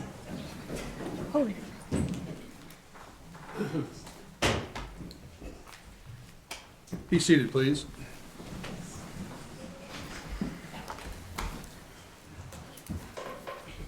All righty. We're back in session, obviously, in connection with tonight's case. Consistent with the way I always handle these things, I know different judges do it differently. We go upstairs, and my fellow judges and I confer. We compare our respective scores, average them out, and come up with the actual score for the competition, which I know is what everyone wants, and we'll get to that in just a moment. Different judges do things differently. I handle it this way. Even though this is a jury trial, is what the rules of the competition say, and the judges from the appeals courts, like Judge Getty here, tell trial judges like me, never ever comment on what you would do as opposed to what a jury does. I take a little liberties with the competition, and I end up basically saying how I would decide it if this was a bench trial and I was the one called upon to rule it on the merits. One of the teams put up, and it was the plaintiff, put up the verdict sheet that's included in the materials up on the overhead. And I think that's a great thing to do because that's how this case would be decided if it was a jury trial. I jokingly say my law clerk right now, I won't see her for the next 10 days because she's studying for the bar exam. This set of facts is about as bad as a bar exam question is. And I think they do it by design to make it as difficult as possible to present, and it can change how things get presented every week. The issue, from what I heard in the testimony, it's no question that Mr. Reese trespassed on someone else's land, took a vital safety component off of a ladder. It was brought out in the testimony he was convicted of doing that. And it was brought out that he even acknowledged that this would probably cause an issue. That's why I put a note on the bottom of the ladder. I have no problem based upon that concluding that he would be responsible for negligence. He had a duty, he breached it, and that breach potentially caused damages to the plaintiff in this case. We get into this interesting question of the battle of the experts as far as each one saying, well, it was the ladder fall that caused it, and no, it was the subsequent car accident that caused it. And those are interesting questions where it's always fascinating to a judge where you see one expert that says the person can run a marathon the next week and the other one says the person can barely get out of bed. I don't need to reach that question, however, because one of the appeals court judges for then the Court of Appeals, as it was called, now the Supreme Court of Maryland, was Judge Harrell, wasn't it? Judge Harrell wrote an opinion addressing contributory negligence, which is the second question on the verdict sheet. And Judge Harrell likened contributory negligence to a dinosaur, a prehistoric dinosaur whose time has come to go by the wayside. The courts can't do it. It has to come from the General Assembly. We still have contributory negligence, and I know you all may not get exactly what that means, but in Maryland, we are one of, I believe we're down to 4 states left in the union that clings to traditional contributory negligence. And what that means is the plaintiff can show a perfect case for negligence. And if the defense shows that the plaintiff was 1/1,000,000% contributorily negligent, it operates as an absolute bar to any recovery. Most of the country does it different. They can apportion it and say, well, she was 90%, he was 90% negligent, she was 10%, and you adjust it as such. Maryland doesn't. We can stick to contributory negligence, and therefore, if there's any contributory negligence at all, it operates as a complete bar to recovery. In this case, the evidence showed that the plaintiff had been instructed on proper use of a ladder a year earlier. True, she was told by the ladder owner it's in good shape when she left, but the plaintiff herself acknowledged that coming out and seeing the ladder with this odd note taped to it didn't give her any pause to take a look and see is something different from the ladder I'd used before. I find it hard to believe that someone would not notice that ladder shoes were missing from the ladder and would go right up the ladder without any hesitation. Stated another way, I would find that the plaintiff is barred from recovery in this case based upon contributory negligence. So that's how I see it. That's the formal decision that I do here. Different judges do things differently and maybe rendered difficult with cameras here, but I typically come down on the well of the court and will tell you sort of our 2 cents worth as far as what we saw the evidence here tonight. So if my fellow judges would join me, we'll do just that, a little more informal. All right, you all know who I am. I'm Judge Titus. I'm one of our 4 circuit court judges here at Carroll County. Let me introduce my co-judges tonight. In order, because he was my boss until he recently took senior status, this is Judge Getty, or I should refer to him properly. He is Chief Judge Getty, who until very recently was the Chief Judge of the highest court in the state of Maryland. Put another way, he's my boss, or was until he just recently took senior status. By background, Joe is a lifelong Carroll Countyan who was the director of the Historical Society for a while, ultimately became a general practicing lawyer here in Carroll County. He's also active in politics, was a delegate, a senator, served in 2 governor's administrations, and most recently was appointed to the highest court in the state and ultimately retired from that court as its chief judge. So I'm on my best behavior when I'm around Judge Getty. To my left is Bob Smith. Bob Smith is a local practitioner. I've known Bob for more years than I care to admit because our boys actually played baseball when they were about that tall together. Bob is a general practitioner in Carroll County who does mostly criminal defense and family law litigation. Is fair enough? Yes, sir. All right, in my background, before I was appointed to the bench, originally in 2016, I was a general practitioner here in Carroll County for about 25 years, practicing on Main Street, did mostly civil litigation. And full disclosure, because this is a tort case, I got my start as an insurance defense lawyer. So maybe I lean a little towards defense orientation, maybe. So with that, what I like to do is sort of give helpful hints or comments as far as what I saw. I think Judge Getty said he was going to defer to me to do that. Bob, you have any sort of helpful hints for what you saw as far as what you liked, what you didn't like here tonight? Sir, I think I would defer to you first, and then maybe if I want to add anything. All right, fair enough. They're going to put it on me. That's fine. I'm going to go ahead and tell my 2 cents worth. I thought generally what I see, first of all, this is my 3rd time judging the competition so far this season. It is amazing each week to see how much better each team gets. With each week, you get better and better, and this is no exception. This is an incredibly close competition tonight. My compliments to both teams and to your coaches. You guys are really getting the hang of this and are very, very convincing as far as the roles you're doing, whether as attorneys or as witnesses. I'm doing something wrong. I'm getting feedback. As far as openings, I thought the openings were very good, very closely being even. The one thing I'd urge as far as plaintiff, watch out for editorial comment in your opening statement. It's generally supposed to be a preview of coming attractions. Here's what we're going to show you in this case here tonight. You can get away with some editorial comment in your closing after you've sealed the deal and proven everything, but watch yourself for editorial comment during the opening statement. It should just be a commentary. This is what the evidence is going to be. Defense, you did a great job in the opening as far as acknowledging that yes, the defendant did in fact breach a duty. You pretty much acknowledged, yep, he took the ladder shoes off. Smart thing. But watch out later on in your testimony as far as when you're questioning witnesses, you started questioning that and sort of going back on that. So make sure you stay consistent. During the first witness, someone put in the two statements that were taped, one of which was taped to the ladder. And someone said, can you read that? Watch yourself as you go deeper into the competition. You get sharper and sharper teams. You're going to draw the objection. Once it's in evidence, then say to the witness, read it out loud. It's already in evidence. You don't have to. But you're going to draw an objection. It's going to say the exhibit speaks for itself. So watch yourself on that. During the first witness, fantastic use of leading questions as far as how you're cross-examining.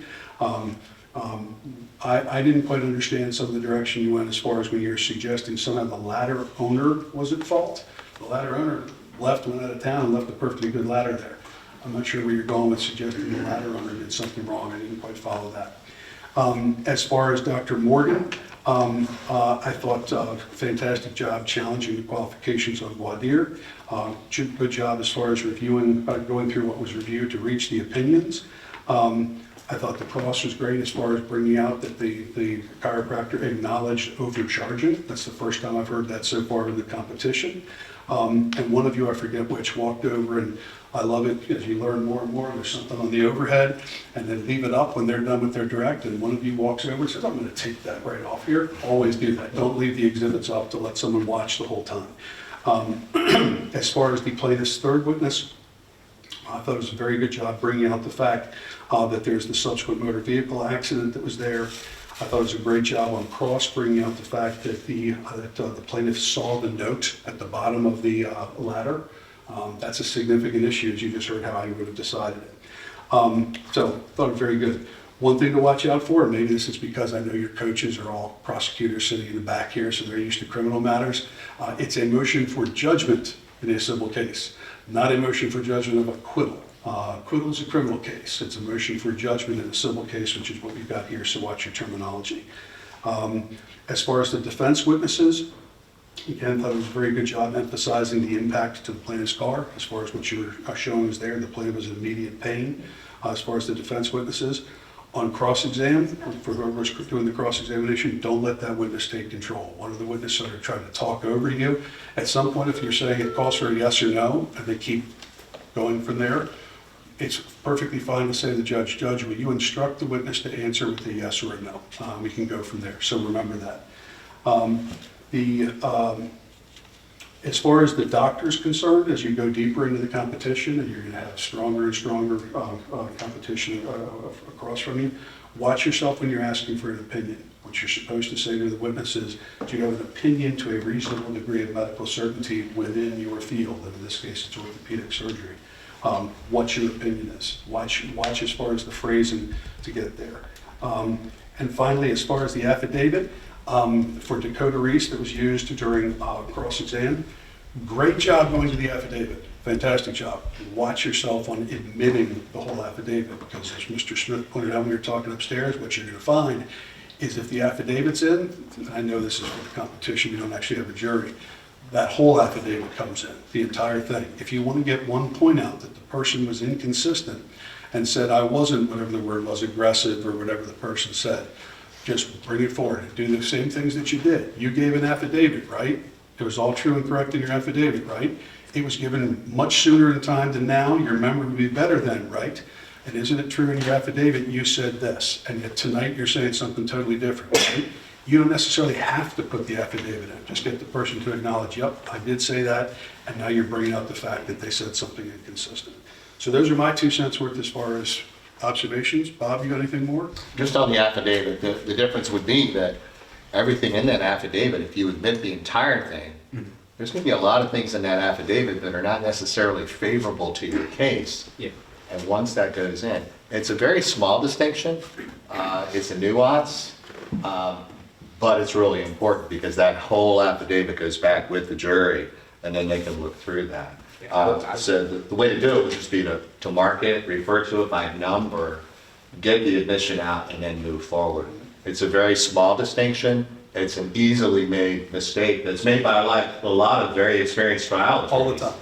So the position of the ladder, as I recall from the text, there were some varying differences in whether or not the ladder was actually left by the homeowner laying down on the grass or leaning up. To me, that makes a big difference because this guy has to take that ladder down, take the shoes off, and then put the ladder back up. That talks about a little bit more about malice on his part, but it also talks about when the plaintiff is walking up to the ladder, whether or not that ladder was on its side, and would it have been easier to see that the shoes are off the ladder as opposed to if the ladder was already up when the plaintiff arrived. So your all's memory control's better than mine. I didn't study it intentionally, believe it or not, because as a judge, all judges see are typically the complaint and maybe some of the other papers, but they don't see all the affidavits, all the evidence ahead of time. And I had to treat myself as a judge walking into this. So I don't have the detailed knowledge that you all have. The other thing I would point out evidentiary-wise is I know that there's a discrepancy because I did see it in the case book between 5 to 10 rungs up the ladder when the plaintiff fell, as opposed to 10 or 11 rungs up the ladder when the plaintiff fell. And that's quite a bit of difference. Having done a lot of home rehabilitation myself, 5 now, that's a big difference, and that's going to make a big difference in how badly somebody gets hurt as it affects the damage. This is the first time, the other times I've heard, I'd never heard anyone suggest the ladder was placed upright. So this is the first time. Maybe it's part of it. Yep.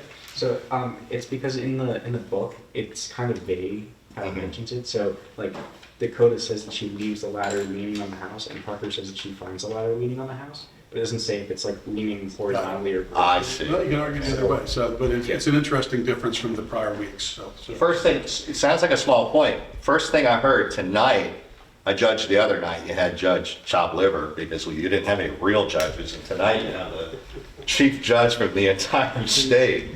You're very blessed to have both of their honors here.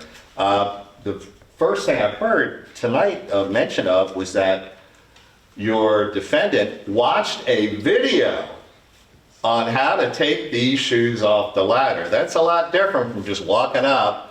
That I heard the other night in evidence, he walks up, he finds a screwdriver on the ground and says, I'm going to take the shoes off this ladder. Doesn't that say that he went through a lot of planning for that?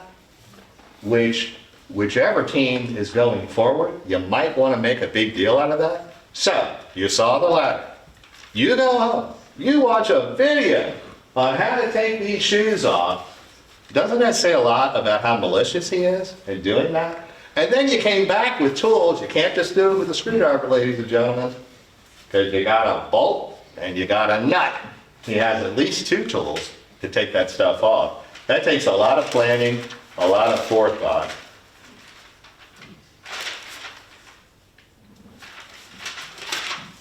And that's about all I had. I do have one overriding important question.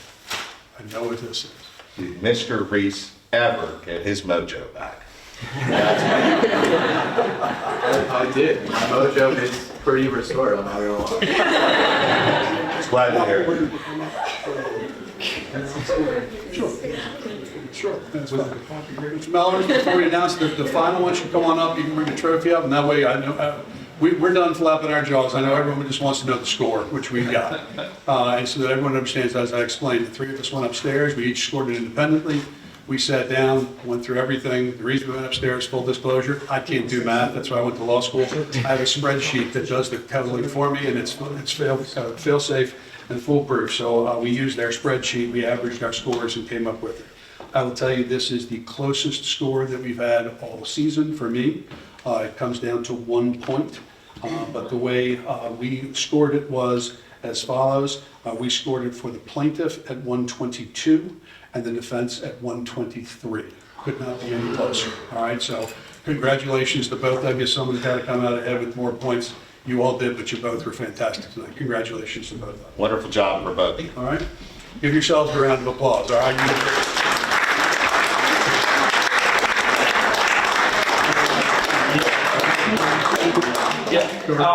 And again, both teams did phenomenal tonight, and one of the nice things is these are our top 2 teams for our Carroll County in our competition. They'll be moving on to the circuits. We get to host the circuit championships next week, next Monday, Tuesday, and Wednesday. And both of these teams will be representing Carroll County, so we're proud. You did a very good job.